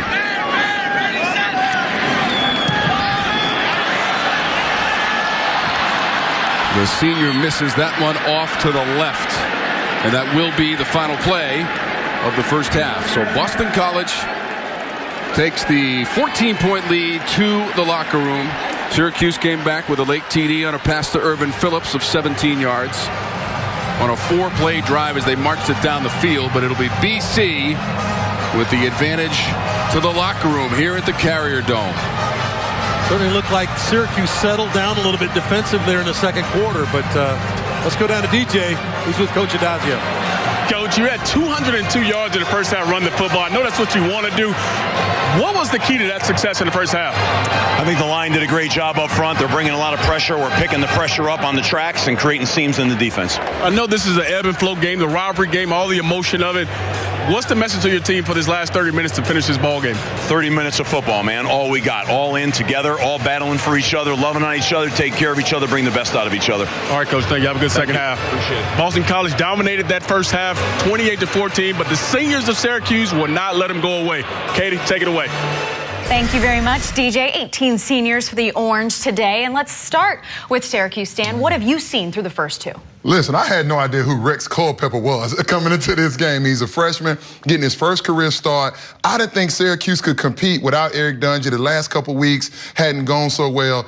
But lo and behold, he's completing 80% of his passes, 2 touchdowns, only 1 interception, and he's thrown for 200 yards. I mean, absolutely delivering some BBs. This kid has him in the game. And being down 2 touchdowns at Syracuse is like shooting a free throw as quickly as they score. Coach, we got to hear from Steve Adazio. Do you agree with him? What else do you need to say? Oh, yeah, you heard him mention the running game. That's what he loves to do. Right now, A.J. Dillon, 126 yards, averaging 9 yards a carry. That is Boston College's comfort zone. A couple other things they do well. They're one of the least penalized teams in the nation. They only have 1. And then tying Miami in turnovers or interceptions, they've got interception. It has been an action-packed early day in the ACC. We are going to dive into all of the highlights. Keep it right here on the PNC Investments Halftime Report. Welcome back to the Halftime Report, sponsored by PNC Investments. Katie Witham, Stan Norfleet, and Tommy Bowden back with you. Lots of early action in the ACC. Let's get straight to the highlights, starting in Gainesville. Florida State in town, taking on the Gators, and Stan, a huge defensive performance by the Noles. Not just enough to get a sack, what you need to get the strip. Pugh picks it up, 16 yards, gets in there for a touchdown. And then they do it again. Let's get that. These are the type of plays, Taylor. Yeah, Taylor, he's going to be trending on Florida State's social media. That's the plays we're accustomed to seeing them make going the other way with the football. 24-13 at the half. Noles on top. Let's head to Atlanta. Georgia in town, taking on Georgia Tech. And Coach Jake Fromm from the Bulldogs. No middle safety. Where you go, the middle of field finds Javon Wims for a touchdown for the Bulldogs. That put them up 14-0 at that point. But just before the half, here comes the Yellow Jackets. And what'd you say, Stan? They call that a pick and basketball? That's a pick and basketball. So good rubber route in the game of football. But but it still counts as 6. 17-7, the Bulldogs on top of the Yellow Jackets. Let's head down to Kentucky. The Cards on top of the Wildcats because, well, Lamar Jackson's crew got off to an early start in this one, Stan. My old Kentucky home, Reggie Bonifant knows it well. He's like, hold on, y'all, I'll be back in just a second. That's my first touchdown today. That was the first score of the game, and this, right before halftime, Lamar Jackson finds Des Fitzpatrick. Lamar says, let me see if I can stay this year and improve my passing. He threw that the perfect place, outside shoulder. It's either out of bounds or for completion. Right now, Lamar Jackson showing NFL that he can throw the ball 10 out of 12. Couldn't be hardly any better than that. Kentucky added a field goal, 31-10 at the half. Hey, have you guys downloaded the ACC QB Challenge presented by Coyote Tractor? It's a free download. The ACC's football game puts your passing skills to the test. You can play as your favorite ACC team and check out all the fun practice modes. You guys like that, That's don't you? another game I'm beating him at right. He won the ball. I was told I need to improve my mechanics. They didn't like my hand position there. I wonder if A.J. Dillon from Boston College has gotten in on that sort of action. He's definitely gotten in on the action in Syracuse today. More from the PNC Investments halftime report coming up next.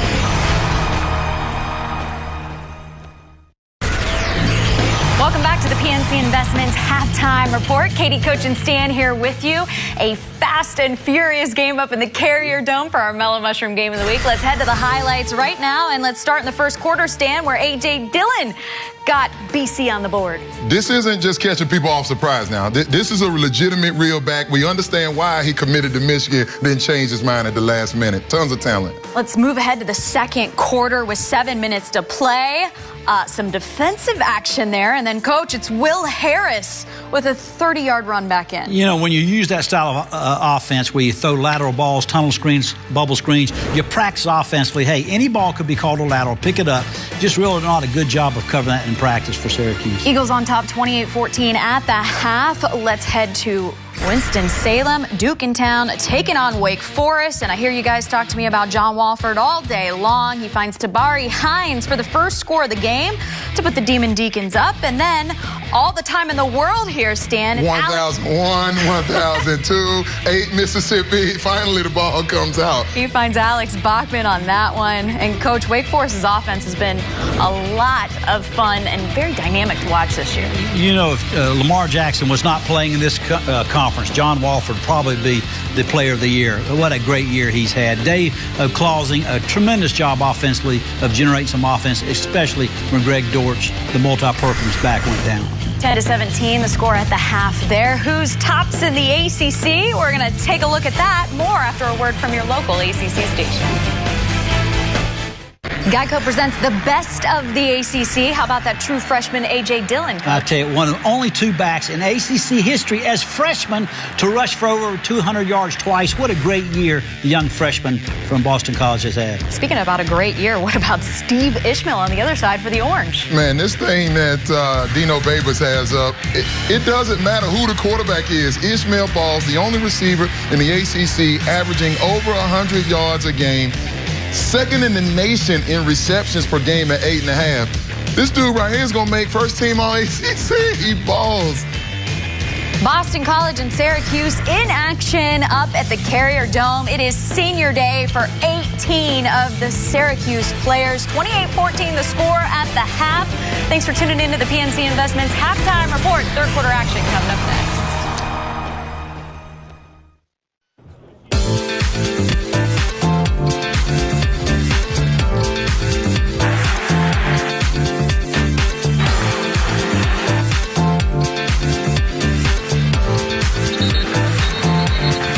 Syracuse has won 2 in a row in this series with Boston College, but it's the Eagles with the 14-point halftime lead, just moments away from the start of the second half. Tom and Dave with you here at the Carrier Dome. And Dave, Boston College in that second quarter, 2 touchdowns for the Eagles, just 23 seconds apart. Yeah, the game is kind of played out the way we thought it would. The BC running the football, and we thought Syracuse could make some plays in the passing game, and we've got quite a game in store for us in the second half. Orange got a touchdown from Irvin Phillips to close the gap to 14 points. They missed a late field goal as well. A.J. Dillon, all that we expected. 6th time this season, he's gone over 100 rushing yards in a game. Yeah, I've called him the sledgehammer, and rightly so, because you better wrap your arms around him or he's going to make you feel like the nail. He ran through a number of tackles in the first half. The arm tackles, people trying to grab at him. You've got to hit this guy right down the middle, and even then, you might not win. But that's something Syracuse is going to have to go in the second half. All these highlights of A.J. Dillon, comes in common? There are Syracuse people trying to wrap him up, and they can't get it done.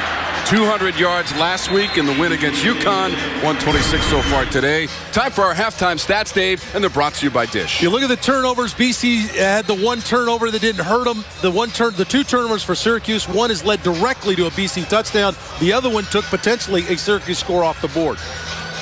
Let's go down to DJ, who caught up with Dino Babers. All right, Coach, in that first half, excessive play, your quarterback, Rex Colberry. He had something good, had something maybe he wanted to take back, but assess what he has to do in the second half to get you guys back in it. You know, he's playing a good game. He's got one turnover. He's got his first 2 touchdown passes of his career. We got to eliminate the turnovers and let him keep playing. For him, we need everybody else to play better. We don't need him to win the game. Right. We need everybody else to play better around him. Defensively, you gave up 200 yards on the ground. What do you got to do to slow them down defensively running the football? We got to be more physical, DJ. We got to hit him in the mouth. Yeah. If you're not going to hit anybody, you're not going to stop anybody. Let's go see if we can go hit him. All right, Coach, have a good second half. Big second half ahead. BC gets the football with that 200 yards rushing. We'll see if they can stop them here and try to bleed that lead. Well, Shock, we've talked to Dino before come out for a half, and when he starts to get fired up now, I don't know that there's a better motivator at halftime. There's one thing about the adjustments, but the motivation is certainly there, and you can bet the Syracuse will be ready to go, and they're going to get their opportunity right off the start. Their defense will hit the field to start the second half. Junior Michael Walker from Naples, Florida. Ready to bring back the kickoff to start the second half as we crank it up from the Carrier Dome. Final weekend of the regular season here on the ACC Network with Walker. Some space to the 30, and it takes 3 Syracuse tacklers to bring him down. You know, Tom, Darius Wade, we talked about this is just his 24th game of his career, his 5th start, but he came out on fire throwing the football, did an outstanding job of moving his team down the field on the opening drive for points on the board, 10 of 13, 118 yards. He's done an excellent job of making plays and also blending in the management of the game as well from the quarterback position.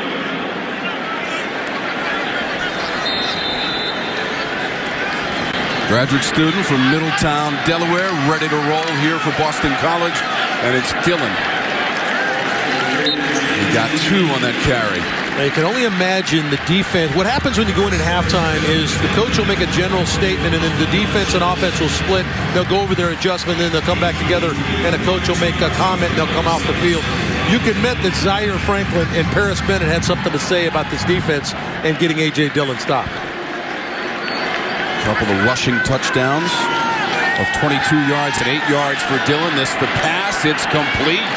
Up there midfield, Tommy Sweeney. Well, we've seen all the other tight ends catch a ball. We talked about Tommy Sweeney, our Food Line impact player, and Sweeney's going to make the play. He's mirroring his quarterback running that second level route. Good throw by Darius Wade to find him, and Sweeney has a first down for the BC. 16 yards on the connection from Wade to Sweeney. Dillon toppled with the orange 49 after a 2-yard gain. Well, this will be the key for Syracuse defensively. Can you win on first down and force Darius Wade in some uncomfortable throwing situations? That's a win. When you only give up a yard on first down, that's more of what Syracuse is looking for against this BC run game. For the last 5 times these teams have played, it's been decided by 10 points or less. Wade heaves it and complete to the 41-yard line. Darius Wade, composure, finding Tommy Sweeney again. Again, an opportunity for a Syracuse defender to make the play in the backfield, and Wade's going to avoid him. Right there, Chris Slayton has an opportunity to get him on the ground. Wade steps out of the tackle and makes an excellent throw. Just came up a yard short, so they'll go on 3rd down, right up the middle. It's a first down for Boston College. The BC O-line, the fewest in the ACC in sacks given up, 12 sacks all year. Part of that has to do with these 2 quarterbacks. Anthony Brown, before Darius Wade had gotten hurt, had done a nice job of getting the ball out, and certainly Wade's done that as well as Ed. This is Dillon, tripped up at the 40-yard line. Syracuse went on the road last year, Dave, and won in Chestnut Hill, 28-20. Although Boston College did run for 223 yards as a team in the losing effort. And the last time they played at the Dome, we showed you 2015. Syracuse won it 20-17 on a last-second field goal. Had some good battles between these two teams. Over 50 years of football between these two. 51st meeting, Boston College and Syracuse. That first one came all the way back in 1924. Syracuse won it 10-0. Open man and caught. Jeff Smith, first down to the 20. Rodney Williams on the tackle, 19 yards. Yeah, pretty simple complex here. The slot's going to go to the flat. The outside guy going to run the slant. It's zone coverage. Excellent read by Wade. Really nobody clouds the window for him. The linebacker has to try to get underneath that slant route. And Wade's in a rhythm. Tom, it started early in the game. Scott Leffler did a good job of getting him going. Hilleman. Immediate contact at the 20-yard line. 3 yards for Hilleman. Down to DJ. When you look at what Darius Wade has done today, he's been composed. He's been not really a guy who's like he's been under a lot of pressure. When he's had pressure, he's got rid of the football or made a play for his offense. This is a guy that's playing with a lot of confidence right now. Whether he's throwing the football or getting him into the right play, he's doing a great job of it right now. Yeah, and I thought the key of that was Leffler getting him off to a good start, DJ. Wants to throw it again. Wade's pass completed to 15. Down toward the goal line and out of bounds is Chris Garrison. Effective use of the tight end in this drive particularly. I've never seen a team get more mileage out of this bootleg play. All the tight ends understand how to do it. Garrison slips out late after blocking on the edge. They just do a heck of a job of using that bootleg off the run game. But you have to be able to run it. Scott Leffler using those two plays to perfection. Second-year offensive coordinator. After 3 seasons as the offensive coordinator at Virginia Tech for Scott Leffler. And his Eagles are knocking at the door again here in the third quarter. And he slams it in from short yardage. The Eagles finish off the drive with the third rushing touchdown of the day for A.J. Dillon. Well, the big back, hard to handle in this situation, Tom. This is something they've done a great job when they get down tight. They're going to give it to the big guy. That big offensive line is going to come off the ball, and Dillon shoves it in for his third touchdown of the day. TD runs of 22 yards, 8 yards, and now from just a yard away, A.J. Dillon, the touchdown run for BC. Now with 13 rushing touchdowns on the season. Well, we're excited to see this big back, and the sledgehammer has not disappointed. A.J. Dillon, 3 touchdowns for the BC Eagles.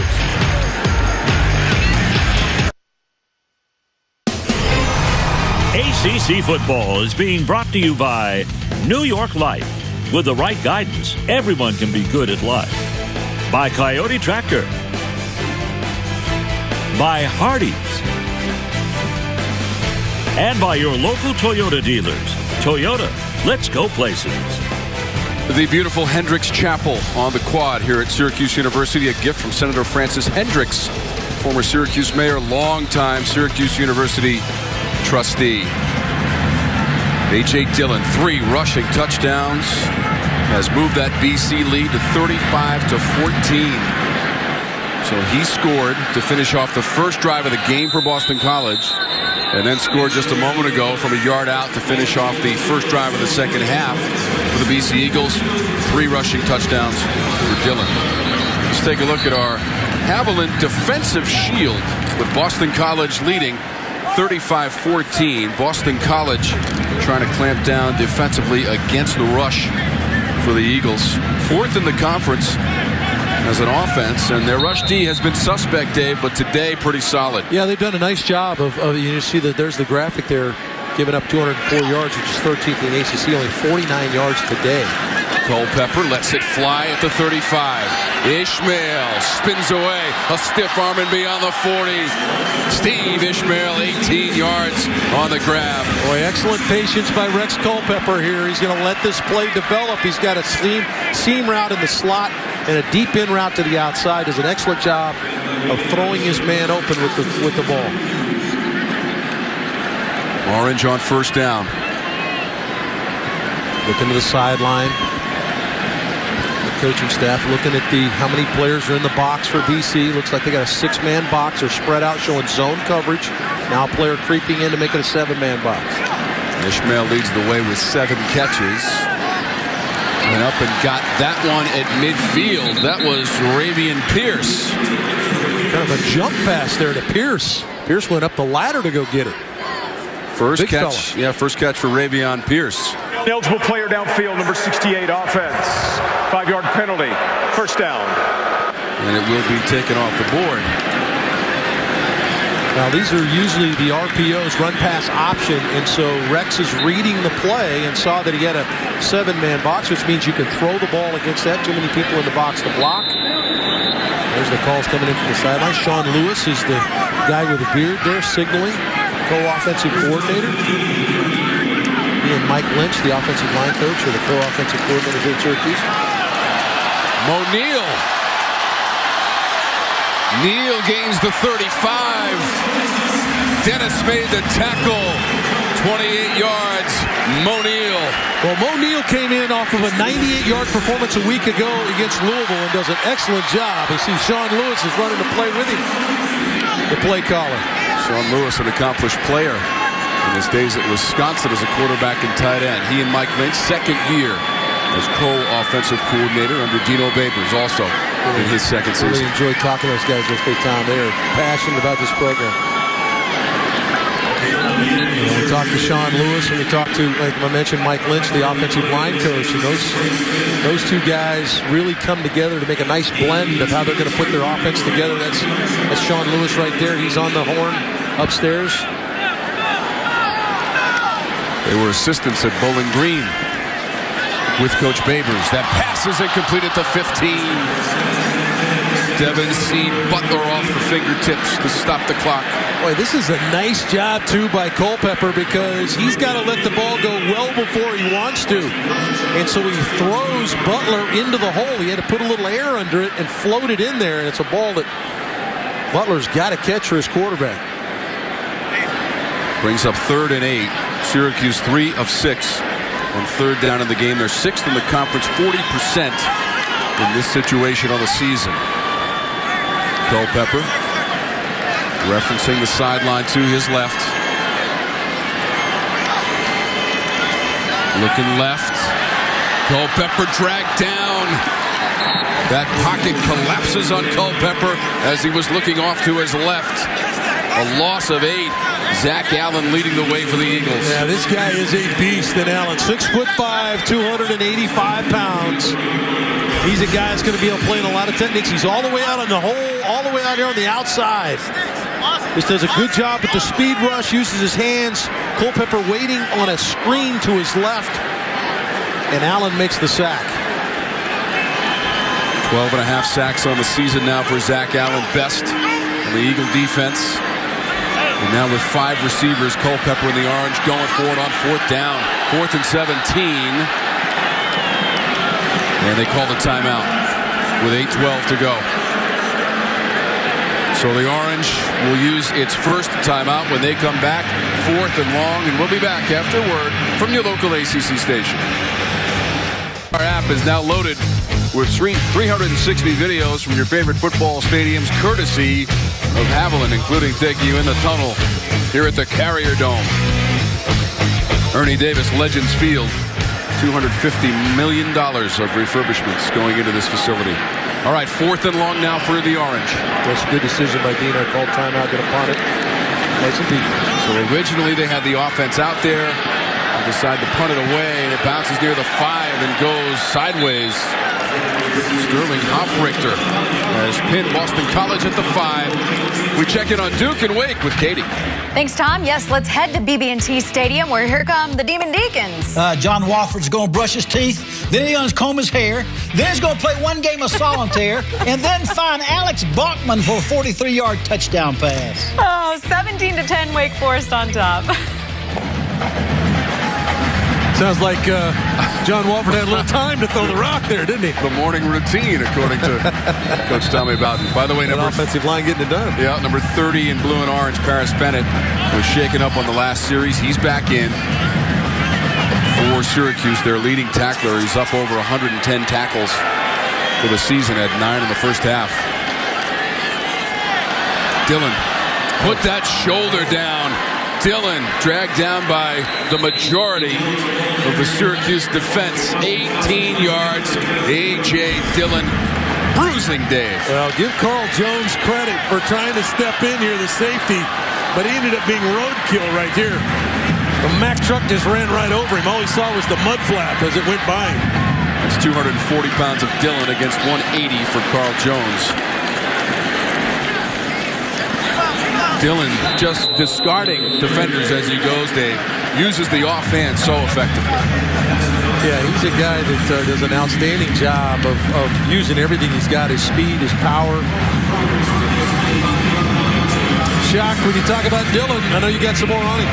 Yeah, one thing to think about, when I talked to him earlier in the week, I said, when you first got here, who's one guy who really helped you out? He said Darius Wade, who is playing with him now, has really helped him understand the nuances of the offense and how to make the playbook here as he continues to get away from defenders here. Shock, how about those moves by Wade to avoid the big loss as Syracuse just couldn't get a hold of Wade. This is the second or third time we've seen a guy come clean. This is Guthrie this time. I'm sorry. It was Coleman who had the opportunity to put him on the ground. Guthrie and Chase. And then, of course, in comes Zaire Franklin to force him to throw the ball out of bounds. So a number of Syracuse Orange getting after the quarterback, and a much better job that time of defending the bootleg. On 3rd and 7, Wade is 14 of 18 in the game. 180 yards passing. That is a career high for him. Dumps it off. There's room for Hilliman. Hilliman past the 40. And Hilliman up past the 45-yard line before Rodney Williams rides him out of bounds. 22 yards for John Hilliman. What a call by Scott Leffler. They catch Syracuse in blitz again. Nobody to block, or nobody to pick up Hilliman. You got linemen out in front on the 3-count screen. Excellent call by Scott Leffler there. He's called it twice and caught Syracuse in a blitz both times. Close to midfield goes Hilliman. The key on that, Tom, is if they are coming with pressure, usually it's man coverage behind. So if one of those linemen can release out and get the guy that's the cover guy blocked, there's nobody else available. And Scott Leffler's done an outstanding job of keeping Darius Wade clean. He's made some really good calls for him on the bootleg, and he's kept A.J. Dillon with the ball in his hands. Glines at the Syracuse 45 for 5 yards, and Ben Glines, the sophomore from Cincinnati, Ohio. It's Williams on the tackle. Boston College has not won in this series, Dave, since 2014. They won at home against Syracuse 28-7. It's 3rd and short. This would be A.J. Dillon if you're going to roll some money on it. 7 of 10 on 3rd down. Dillon appears to be well short of the marker. There is no gain on the play. Needed to get to at least the 43-yard line. Comes up short of it. Yeah, give this Syracuse defensive front a ton of credit to get penetration. Nowhere for the big back to go, and they forced a field goal. Let's take a look and see Zaire Franklin in there. You see the push up front. Excellent job at the point of attack by Barry, 97. Just a nice job of getting a stalemate at the line of scrimmage and nowhere for Dillon to go. Senior Mike Knoll is into punt. Riley is deep at his 8. It's a low liner that's going to bounce. Nearly hit a Syracuse player. Down just beyond the 5-yard line. 38-yard punt. Back to Katie. Thanks, Tom. Let's head to Atlanta, where the Bulldogs adding another one, Stan. Sony Michel making a man miss. Nose for the end zone. Familiar territory for him. 24-7 in the 3rd quarter. Georgia on top. Yeah, Georgia's so good up front defensively, limiting what Georgia Tech can do in the run game. And then those two backs, Chubb and Michel, coming downhill. Tough to handle. They're getting geared up for that SEC title game. Yeah, 112th meeting between those programs. Georgia Tech won it last year, 28-27. Tech's won that one 2 of the last 3 years. Too far ahead of Irvin Phillips, who has a touchdown catch to his credit. Boy, excellent call right there by Sean Lewis. It's a run-pass option. And all Rex Culpepper is doing is reading and then pulling the ball out. He had Irvin Phillips open, just missed it. So I like the play calls. They're doing a good job of putting players up to bat. Last time Culpepper was victimized because his receiver dropped the football. Culpepper along the sideline and caught Steve Ishmael. The sticky hands of number 8 for 26 yards. Working against Yiadom, the corner. How about the throw right where he needs to put it so the big receiver can high point it and toe tap the sideline. 8th catch of the game for Ishmael. 174 yards receiving for Steve Ishmael. It includes a 37-yard touchdown reception of the first quarter. O'Neal. That should be first down yardage for the Orange from O'Neal at 11 yards. Yeah, they need to jump into their tempo now. Being down 35-14, they need to get their tempo rolling. This is what does it when you get first downs. Boston College playing really soft, a soft zone coverage. Not playing necessarily soft up front. That defensive front never plays soft. Those front four and those two linebackers. But as you look at BC kind of playing an umbrella zone coverage, a lot of defenders off the football, playing back.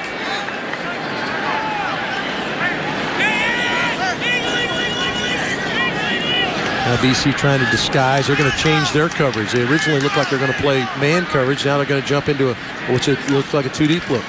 15 catches between Ishmael and Phillips. This is a deep ball. It is incomplete near the 10. Devin C. Butler was running with Hamp Cheevers. Boy, give Hamp Cheevers all the credit. This is a perfect throw from Rex Culpepper. This is right down the chimney chute, right on the money to Butler. Look where the placement of the ball is here. It is perfect. And a good job by Cheevers with the right hand to come in and distract Butler enough to get the ball out. 3 of 7 on third down for the Orange. Ishmael and Phillips, Dave, have combined for 15 catches.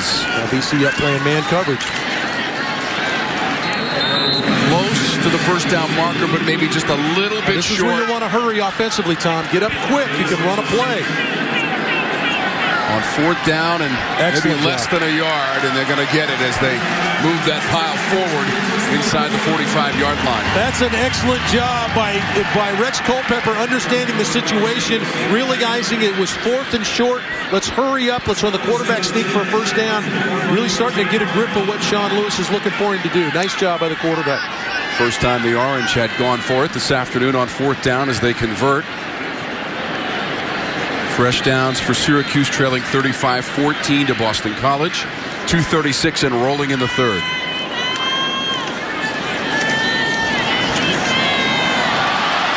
Second level to the 30. Mo Neal for the Orange. Boy, nice patience by Mo Neal. He's going to follow a huge block in front of him right here. Nice block right there to free him up the field. Excellent job by Neal to be patient and allow his big fella to block for him. He got 13 yards. They give it to Mo Neal again on his 13th carry of the game. He's now got 13 carries, Dave, for 91 yards for the sophomore from Gastonia, North Carolina. They're doing a good job of moving the football ground and through the air, but they have to have the tempo. They got to continue to move at their pace. Now look to the sideline. You see this soft zone that BC's playing. A lot of people off the ball, just the front four up on the line of scrimmage. That's going to give you the quick throwing game and usually the run game. On 2nd and 5. Culpepper got rid of it just in time, but incomplete. Trying to find Mo Neal. Good job by Ty Schwab to stay home, and that little angle route to the inside by Mo Neal. Stopping the clock with 1:39 to go. 3rd and 5 for Culpepper and the Orange. 11th play of the drive upcoming. You got to keep in mind where your top guys are. Talking about Ishmael lined up at the top of the screen and in the slot down here at the bottom is where Phillips is. BC showing zone coverage, so he's going to have a hole to throw the ball in. This drive started at the 8 for the Orange. Culpepper calling his own number up the middle inside the 15, and a first down on the run by Culpepper. Well, he had the aircraft carrier Elmore, that big fullback in front of him, 270 pounds. the way. That's a call that comes in from the sideline. Only 6 men in the box are going to run the quarterback straight ahead. Good running by Culpepper. He got 11 on that run, right up the middle. 1st and 10, Syracuse from the 14 of Boston College.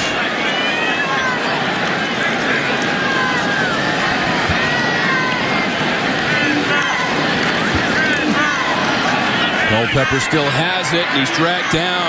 Zach Allen was not fooled. Zach Allen has been a beast all year long. We've talked about him already in the game, and a nice play there by the junior defensive end. 6'5", 280, does a good job of playing the zone read. Just kind of slid to the inside, did not bite on the run to the back. Stepped up and made the play.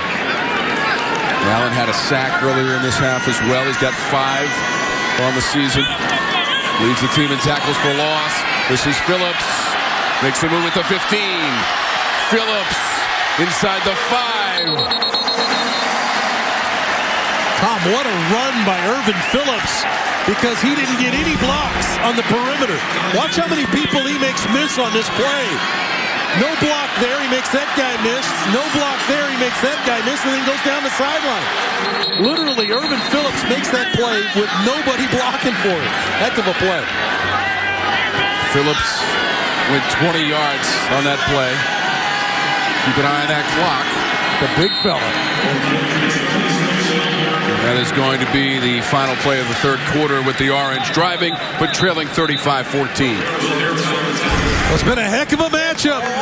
And these Eastern rivals, when you talk about BC and Syracuse on rivalry weekend, we got some heavyweight 4th quarter coming right at you.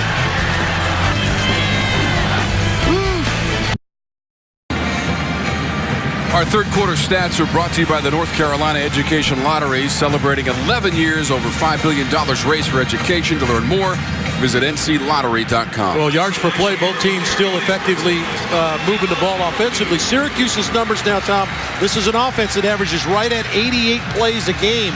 So they're under that right now. Going to have a big 4th quarter, and they got an opportunity to start here deep in BC territory. Orange 1 for 1 in the red zone. That was the 2nd quarter touchdown catch from Irvin Phillips. 2nd trip.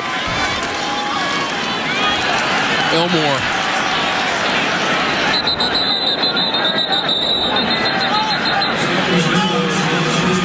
Elmore is not a small ball carrier by any stretch of the imagination. They're talking about big fella at 280 pounds, usually the blocking back. Stop dead in his tracks. Elmore, the freshman from Chicago, Illinois.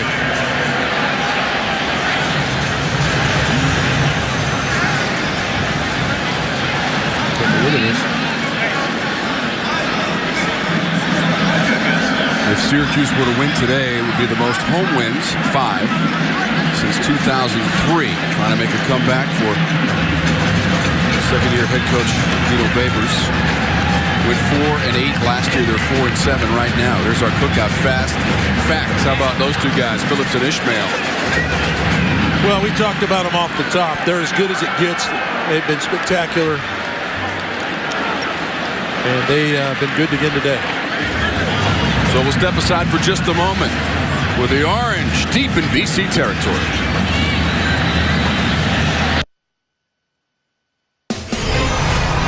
ACC football is brought to you by your local Toyota dealers. Toyota, let's go places.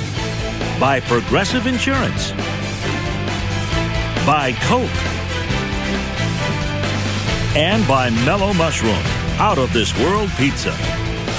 Marshall Street on the Syracuse University campus, more well known as M Street, the social hub of this campus. That 4th down play was quickly reviewed, but there was no evidence to change the spot, so the ball goes back to Boston College. It's their worst start of the game, but it's getting better right now with Dillon. Powers his way past the defender and finally shoved out of bounds. Boy, this guy is a beast. Let's go back to this 4th down play. Lucas Dennis, number 21, he makes the hit. Now, he weighs 185 pounds working against the 280-pound fullback Elmore. what a play. You can't tell based on that look where the ball is, so couldn't flip it over. But what a play by Dennis, the safety, giving up 100 pounds to make that stop. So that was 14 plays for the Orange, Dave. Almost 5 minutes on the clock, and they got nothing out of it. Dillon again. He's up near the 50. He got 9 yards on that rush. And the thing about Dillon, Tom, is it's up a little bit, limping a little bit there. Took a shot on that left leg. But he's got such great speed. Going to take a knee along the sideline there, maybe. Take a little rest. 2 big runs in a row to get BC out from inside their own goal line. The rush prior to the last one was 34 yards for Dillon. This is Hilleman. First down into Orange territory. His teammate, A.J. Dillon, now up to 198 yards rushing. Yeah, closing in on his third 200-yard game of the year. Coming off 200 last week against UConn. Had the 275 in the game you and I did, Tom, against Louisville. It was a masterpiece. A 45-42 win for BC. Hilleman.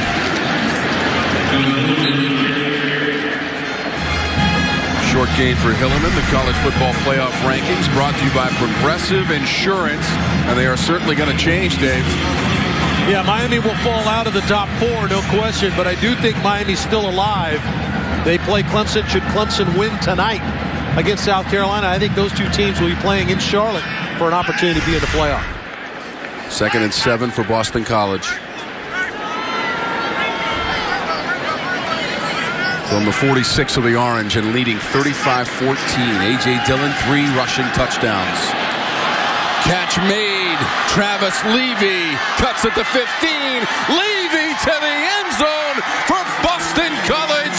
It's 46 yards on the touchdown catch and run. Boy, just a simple swing route out of the backfield to Levy, and Syracuse does not account for him in coverage.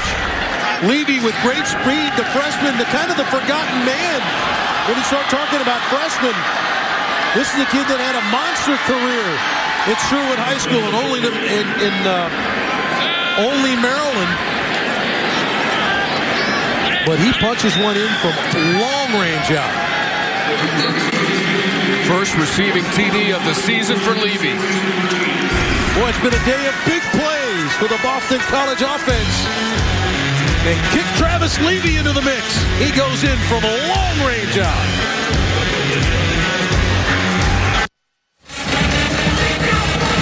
It's now 42-14 despite the score. Some Orange fans still having a good time here at the Dome. It is the last game of the season. Syracuse coming up short in its bid to make it back to the postseason. They had that signature win against the Clemson Tigers here at the Dome, but could not follow it up with any more victories this season. See what they can do here. Riley breaking away and up to the 40. So 42-14 with 12:30 to go with a 39-yard return from Sean Riley. Duke Energy presenting those ACC football standings in the Atlantic, Dave. Yeah, Clemson's got a big one tonight against South Carolina. Should they stay clean, they'll be playing for a chance to go to the football playoff. NC State's had a nice year. Wake Forest has had a nice year. Miami, of course, stumbled yesterday against Pitt, but I think they're still in line should they win. Big win by Virginia Tech last night. Their 14th straight over Virginia. Both those teams will be going to bowls, Virginia and Virginia Tech. But Miami and Clemson next weekend in Charlotte. Pass complete for the Orange. That's Pierce. Yeah, now really got to go fast if you're Syracuse. Much as you want to get the right play in, you're going to have to kind of go with the first call a little bit now if you're the Syracuse coaching staff. Ishmael driven backward. Loss of 2. Well, Torres does a good job of playing this number 24. I see 3 defenders. They leverage the runner, 1 outside, 1 over the top, and 1 inside. No place for Ishmael to go to get any blocks. So now you're back to 3rd and medium. Just 4 of 10 on 3rd down for the Orange. 3rd and 5. Yeah, BC's done a nice job on the perimeter on the short throws to not allow Syracuse to have a ton of yardage. Culpepper with the patience, but the pass behind Ishmael. And I think you got to go as an offense here. Got pressure in his face right there. Really clouded the throw. His man coverage had Ishmael come to the inside. See Eric Dungy looking on. Let's head down to DJ for Gatorade. Heard around the cooler. We've talked a lot about Zach Allen today, and rightfully so. His defensive line coach, Pasqualoni, who came from Houston, he said he watches a lot of tape on J.J. Watt. So we've seen any of that glimpse of today. But he's played everything from the 0 technique right over the center to the 9 technique, playing outside wide. He said he gets a lot of that from guys like Derek Wolfe and J.J. Watt, who he watches daily and prepares similar to those guys. That's why we've seen a lot of production out of him over this season. DJ Paul Pasqualoni, a former head coach for this Orange program. Well, let's talk. DJ just talked about Zach Allen and his versatility. This is a big guy now, 6'5", 285 pounds, rush the passer. You saw him out in space there, kind of slow play. How about the play against the zone read right there? He's got great feet. He's a guy that's going to be able to play multiple positions at the next level. They're hoping he sticks around for one more season in Chestnut Hill. There's Paul Pasqualoni, the one-time coach here at Syracuse, and now excellent defensive line coach. Guy been around a long time.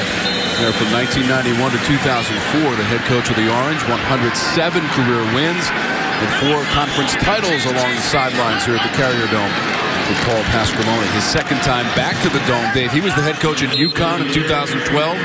Came to the Dome and lost to Syracuse 40-10, but doing great work on the staff for Steve Adazio. Well, Tom, that's one of those kind of guys you talk about and you say, okay, this guy has forgotten more about football than most of us will ever know.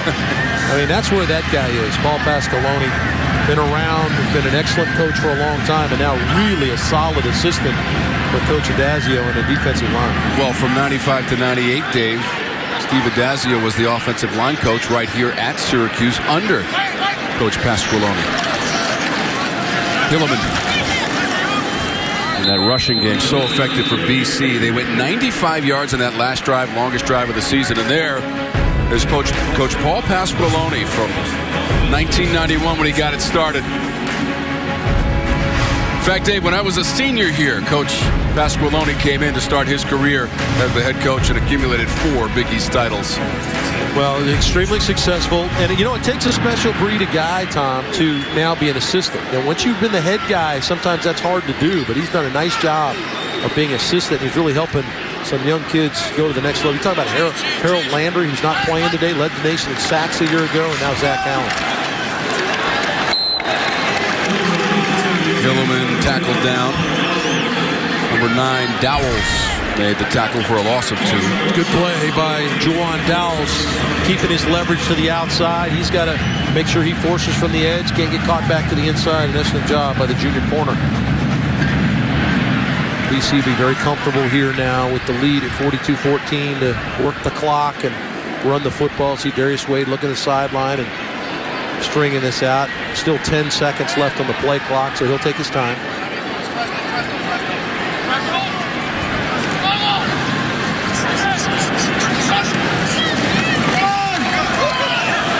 Hilliman, right side, plenty of room. He's up past the 45-yard line. Again, it was Dowells who had to make the stop. But how about this 1-2 punch of Hilliman, this time for 26 yards, and of course what A.J. Dillon has done. Yeah, no edge set here for Syracuse. Everybody gets caught back to the inside. We saw Dowells set the edge on the last run play. Not this time. Nobody's there, and Hilliman just bounces it to the outside. With that run, the BC rushing game has gone over the 300-yard mark. 3:21. And a smiling A.J. Dillon, and for good reason. 3 TD runs for Dillon, up to 13 on the season, second best in the ACC.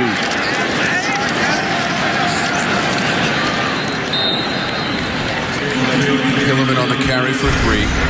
Time for our matchup to watch, presented by Mellow Mushroom. Check out the new catering menu, featuring the flavors of Mellow Mushroom and new salads and sandwiches, along with our classic pizzas, all made fresh to order, perfect for the office or the party.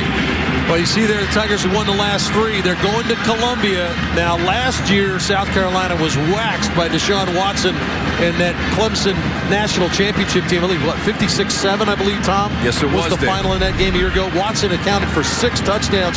You can bet that Will Muschamp will have his boys ready to play when the Tigers go rolling in to Williams-Brice. 13 of the last 20 meetings have gone the way of the Tigers on the road in Columbia, South Carolina. You would certainly think that the Tigers must win that game to keep their hopes of the college football playoff alive. And then it sets up the matchup with Miami, Dave, and really it appears, because of the Miami loss yesterday against Pittsburgh, that the winner of that game, provided Clemson wins, should be involved in the college football playoff. Yeah, I think it's a true elimination game when you start looking at a playoff-type scenario. And those two teams should, as you said, Clemson take care of their business tonight. That would be the first of the playoff games, really, as you start talking about that championship game in the ACC in Charlotte. If it plays out the way of the Tigers, Dave, imagine this. Third straight trip to that championship game for Clemson. An amazing accomplishment, and the defending champs from last year against Alabama. It says a lot about Dabo Swinney and what he's been able to build at Clemson. Is truly one of the elite programs in the country. And really, it's what these two programs here aspire to be. I think Steve Adazio and Dino Babers realize that's what they're recruiting to. They're trying to get there. They want to be a part of what those teams are trying. Those teams are going to sample next weekend when you talk about Miami and Clemson. And you see glimpses, signs. I mean, this you mentioned, Tom, this Syracuse team beat Clemson right here in this building a month ago. 27-24, the win for the Orange against the Tigers. They never trailed. Clemson gave up 440 yards, the most they've given up all season. The 2017 Dr. Pepper ACC Football Championship game sold out. Don't miss the weekend festivities surrounding the game, including ACC Night of Legends. That event on Friday, a Fan 5K on Saturday morning, and Fan Fest Saturday afternoon, all taking place in Uptown Charlotte. Visit theacc.com for more information. Well, it's an event now, Tom. It's not just the game. It's the entire weekend in Charlotte. The city of Charlotte's done an excellent job of hosting the event. And it's the premier championship game on the docket. 7th time that Charlotte has hosted the ACC championship game. The Clemson Tigers are the 2-time defending champs in that game after beating Virginia Tech last year and North Carolina 2 years ago. Yeah, it's the most competitive championship game, so there's no question about that. I'm excited to watch that one next weekend. But for these two teams here today, and we talk about them aspiring to try to get there and be a part of that, that's what all these teams are trying to do. Put the personnel on the field, give them the right opportunities. And I think these two coaches are working their tails off.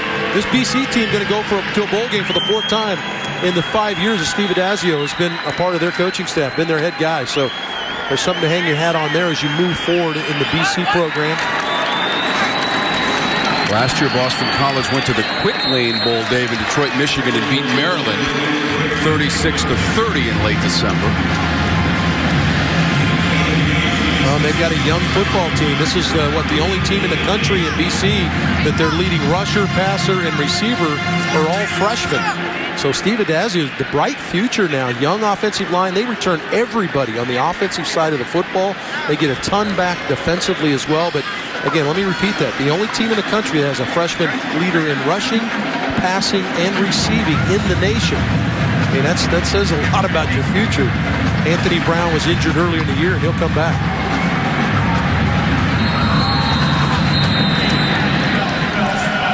There is a timeout on the field, and we'll step aside for just a moment.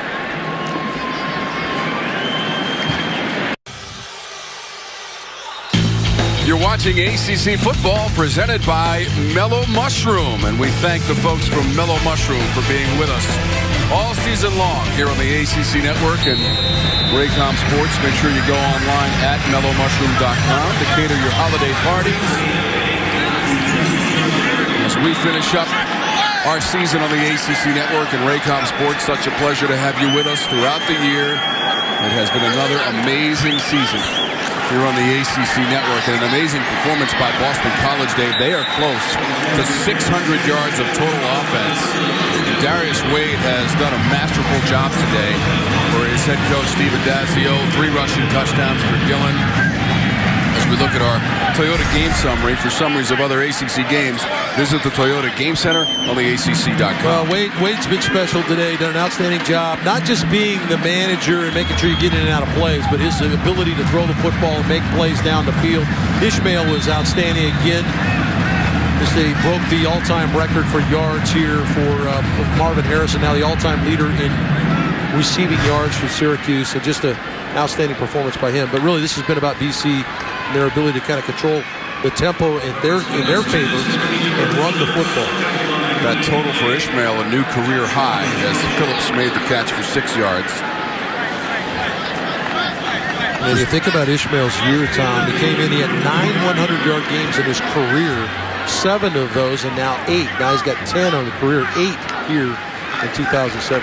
Phillips just made his 9th catch. They go back to Ishmael down the seam, and he rolls to the 40-yard line against Will Harris, and that's catch number 10 for Ishmael. Yeah, another nice throw, man coverage coming to the inside on the in route, in a place where Culpepper's got to throw the ball to the inside, lead his receiver to the inside. Excellent place for the ball, and a good job by Ishmael to squeeze it. 17 yards on the catch. Ishmael again, dancing at the 40.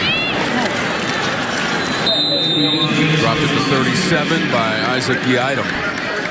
Oh, he's a next-level guy, Steve Ishmael. And they're going to have to find a way to replace him. But, hey, we said that about Ahmed Atala last year, and they replaced him. Steve Ishmael stepped in. Ishmael was the second receiver a year ago, now the #1 guy, and he's shown it today. The senior from Miami, Florida. 15 seniors honored prior to the game for the Syracuse Orange. How about this young quarterback, too? I think he's afforded himself extremely well. Rex Culpepper. He's going to keep it this time and be dragged to the turf. Yes, by Zach Allen. Yeah. Zach Allen been everywhere today. But Rex Culpepper is the son of Brad and Monica Culpepper. He played high school ball at Plant High School in Florida, and he's had a nice day. 23 of 32, 276 yards, 2 touchdowns. Did throw the 1 interception, but the youngster really, I thought, did a nice job. All career highs for the freshman. That one deflected. Devin C. Butler trying to catch it. And Cheevers, great name in Boston sports history, making the play. This is another play by Cheevers. Cheevers has made a couple plays today. Another good job of getting the right hand in right at the last moment. Butler's going to want him. He's not going to want to see number 4 until next year. He's been around Butler all day long as Cheevers. He's got a famous name, Cheevers, Jerry Cheevers, goalie for the Boston Bruins, and a famous number 4. Right, Bobby Orr. Wow, that's tough. That's a tough load to carry. I went a long way for that one, but yeah. Ball's out. Picked up by BC and Will Harris. The last time Harris picked up a fumble, he took it to the end zone. This time, some frustrations bubble up. And that includes Eric Dungy over there, too. Well, you can understand. I mean, obviously, this is a good job. Cooler heads prevail there. No punches, nobody pushing too much. Nice job of controlling themselves there. All right, Dave, we'll take a timeout and be back after a word from your local ACC station. You are watching the ACC Network, an exclusive production of Raycom Sports. Here's our performance of the game. It's brought to you by your local Chevy dealers. And A.J. Dillon continues to rack up the yardage on the ground, Dave. Yeah, he was incredible today. He was the guy that they knew they were going to have their eyes on, the Syracuse defense, yet he still ran for 193 yards, averaging 184 yards over the last 4 games. 6th time that Dillon has gone over 100 yards in a game this season. Just so tough to bring down, Dave. Yeah, I think we take credit. We got him started against. We certainly did. 272 yards first on the scene against Louisville, and that win in Louisville, Kentucky. What a heck of a run, and he's had a heck of a run over the last 6 games.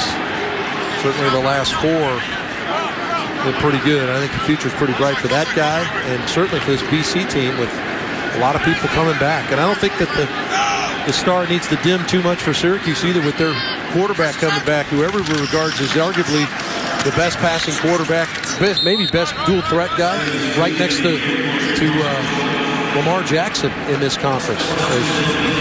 Tough player.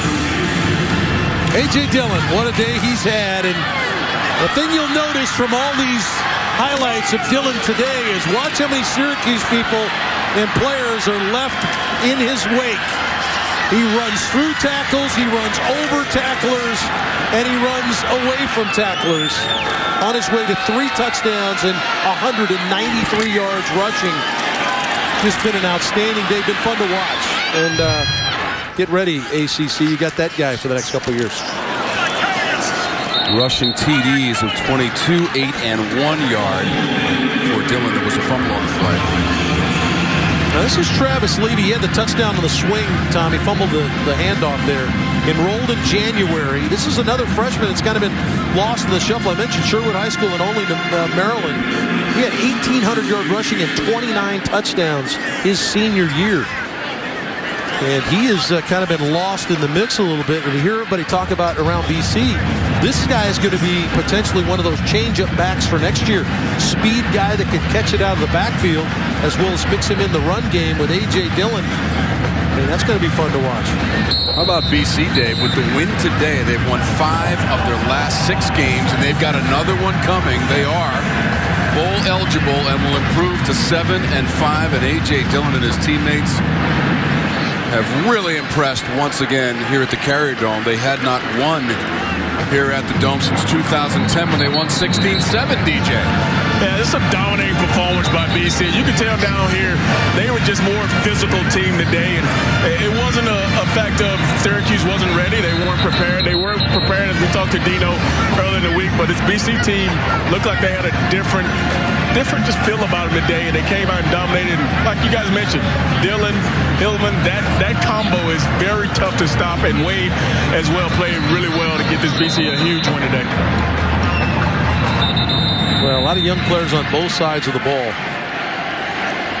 Just 5 seconds to go, and a timeout has been called by Syracuse. So again, BC to 7-5, 4-4 in conference play. And Dave, how about this? 5-1 on the road for Boston College. Last week was technically a road game, even though it was at Fenway Park. And 2-1 coming into this game, 3-1 on the road in the ACC. And now the seniors will be honored. Nice moment. That guy right there will play at the next level.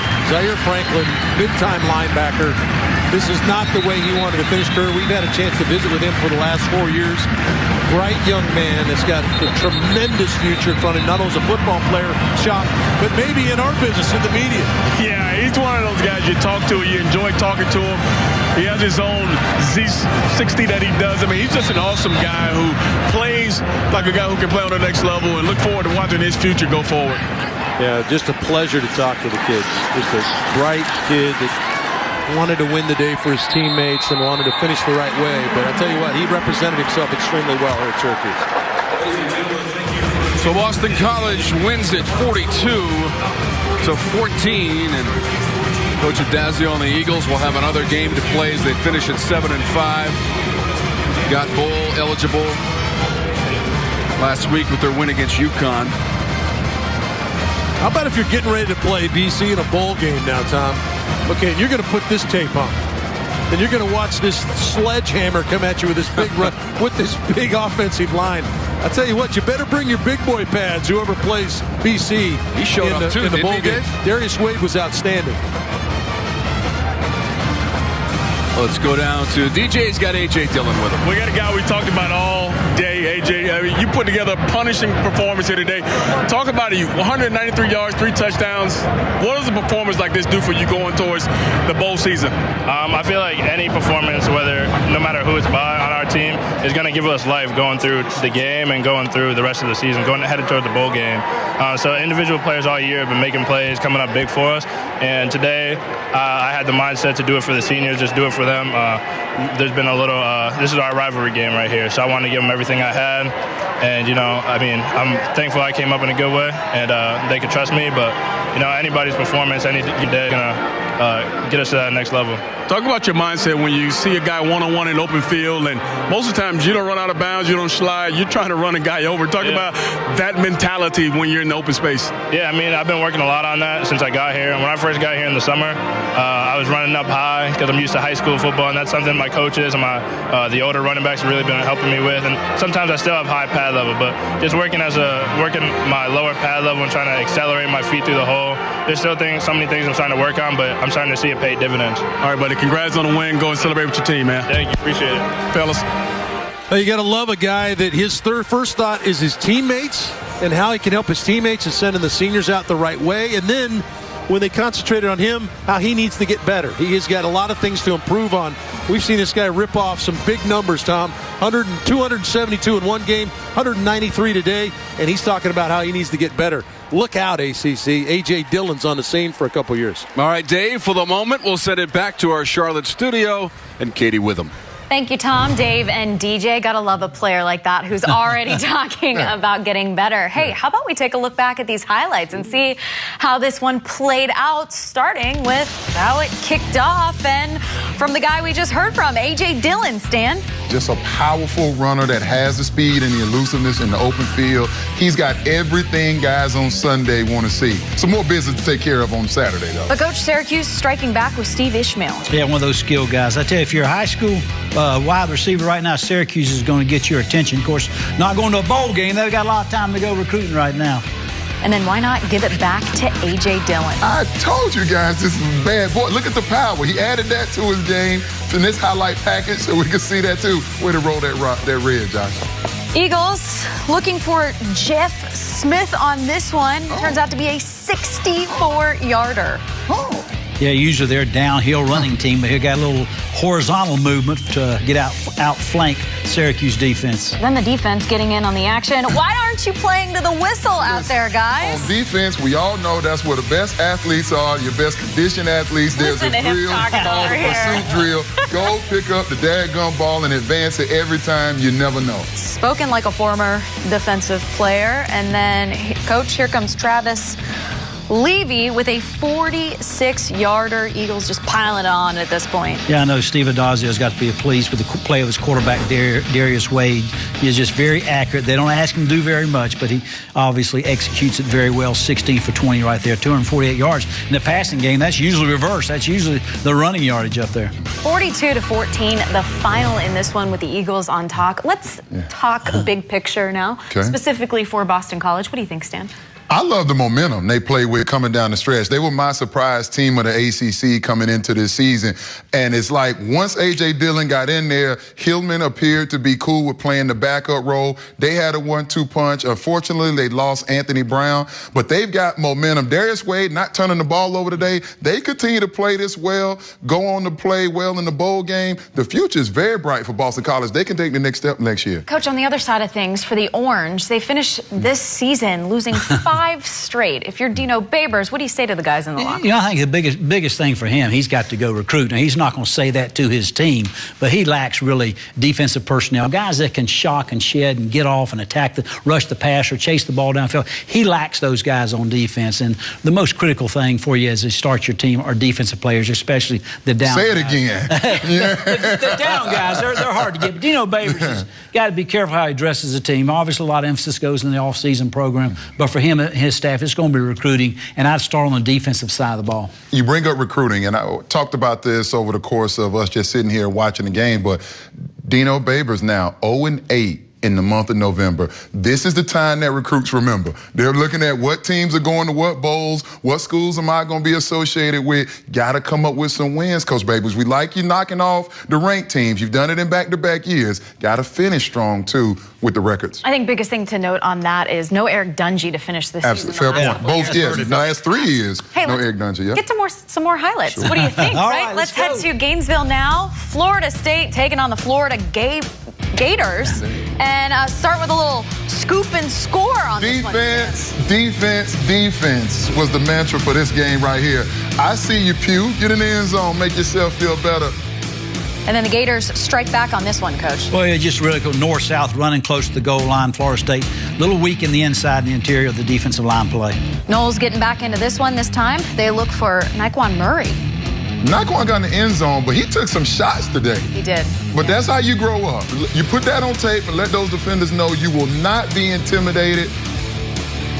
The story, though, Stan, the Noles defense. We're finally seeing. You guys have been talking about them all season, and here they are. Okay, they coach you to tell me they come in bunches. They come in bunches. You get those turnovers, it becomes addictive. You got to get one. I got to get one. There's another team in Florida doing that pretty good, too.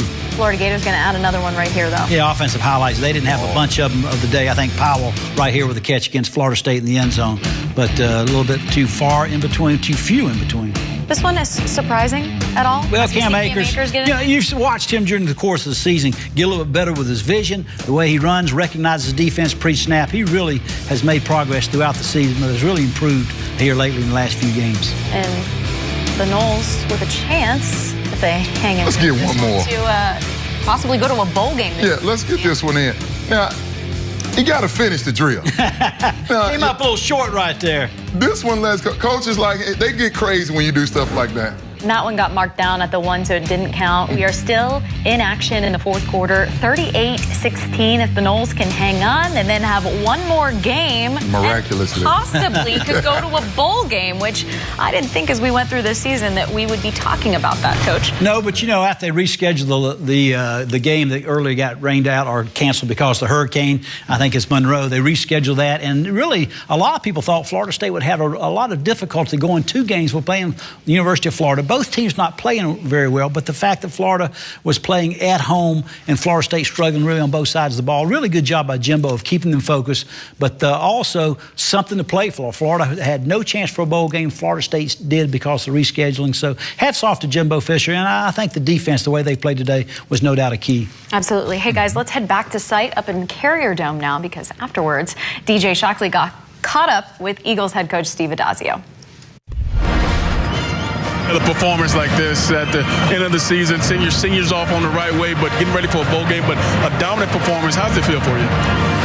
It's very rewarding for our players right now. I know everybody's got problems down the home stretch right now with injuries. We were down 10 starters for this game, and our kids are just resilient, next man up. They played hard, they played tough, and they played together today. There's a great chemistry here, and there's such a bright future, and so it's fun to be around. It's exciting. It's going to make for a great bowl season. You talk about having a young class. You got the only 2 guys in the country, a freshman leading passer, your running backs a freshman, your receivers a leading rush. Talk about the bright future you guys have going forward. Yeah, we've got a lot of talent, and, I think we've got talent that has experience and has played and has been forced into roles early, and it's going to be huge dividends for us. Early on, it stung us a little bit, but I think it really built the toughness and the leather and the resiliency of this football program. Last thing, Coach, you're going to a bowl game for the last 5 years. Talk about what that feels like, and especially going forward for this program. Well, it's 4 bowls in 5 years, and we're proud of that. And, I feel like everyone's bought into that, and we took a program over, and I feel like we've really built it the long, hard way, the right way. It's on a really good foundation. That's what's most important. We're not all of a sudden in year 5 we capture some wins and we're losing everybody. We're actually on the bottom building up, and that's pretty rewarding and pretty exciting. Awesome, Coach. Go enjoy it with your team. Appreciate it. Thank you, DJ. 42-14, Boston College over Syracuse. That was the Eagles' first win up in the Carrier Dome since 2010. Wake Forest and Duke in action in Winston-Salem. Let's take a look at those highlights right now. Starting off with the first score of the game, Tabari Hines getting into the end zone. Stan? John Wolford's in the zone right now. Everything he does is magic. It's working. Like to see Tabari Hines getting a part of that action as well. You talk about John Wolford in a groove right now. He's got all the time in the world on this one.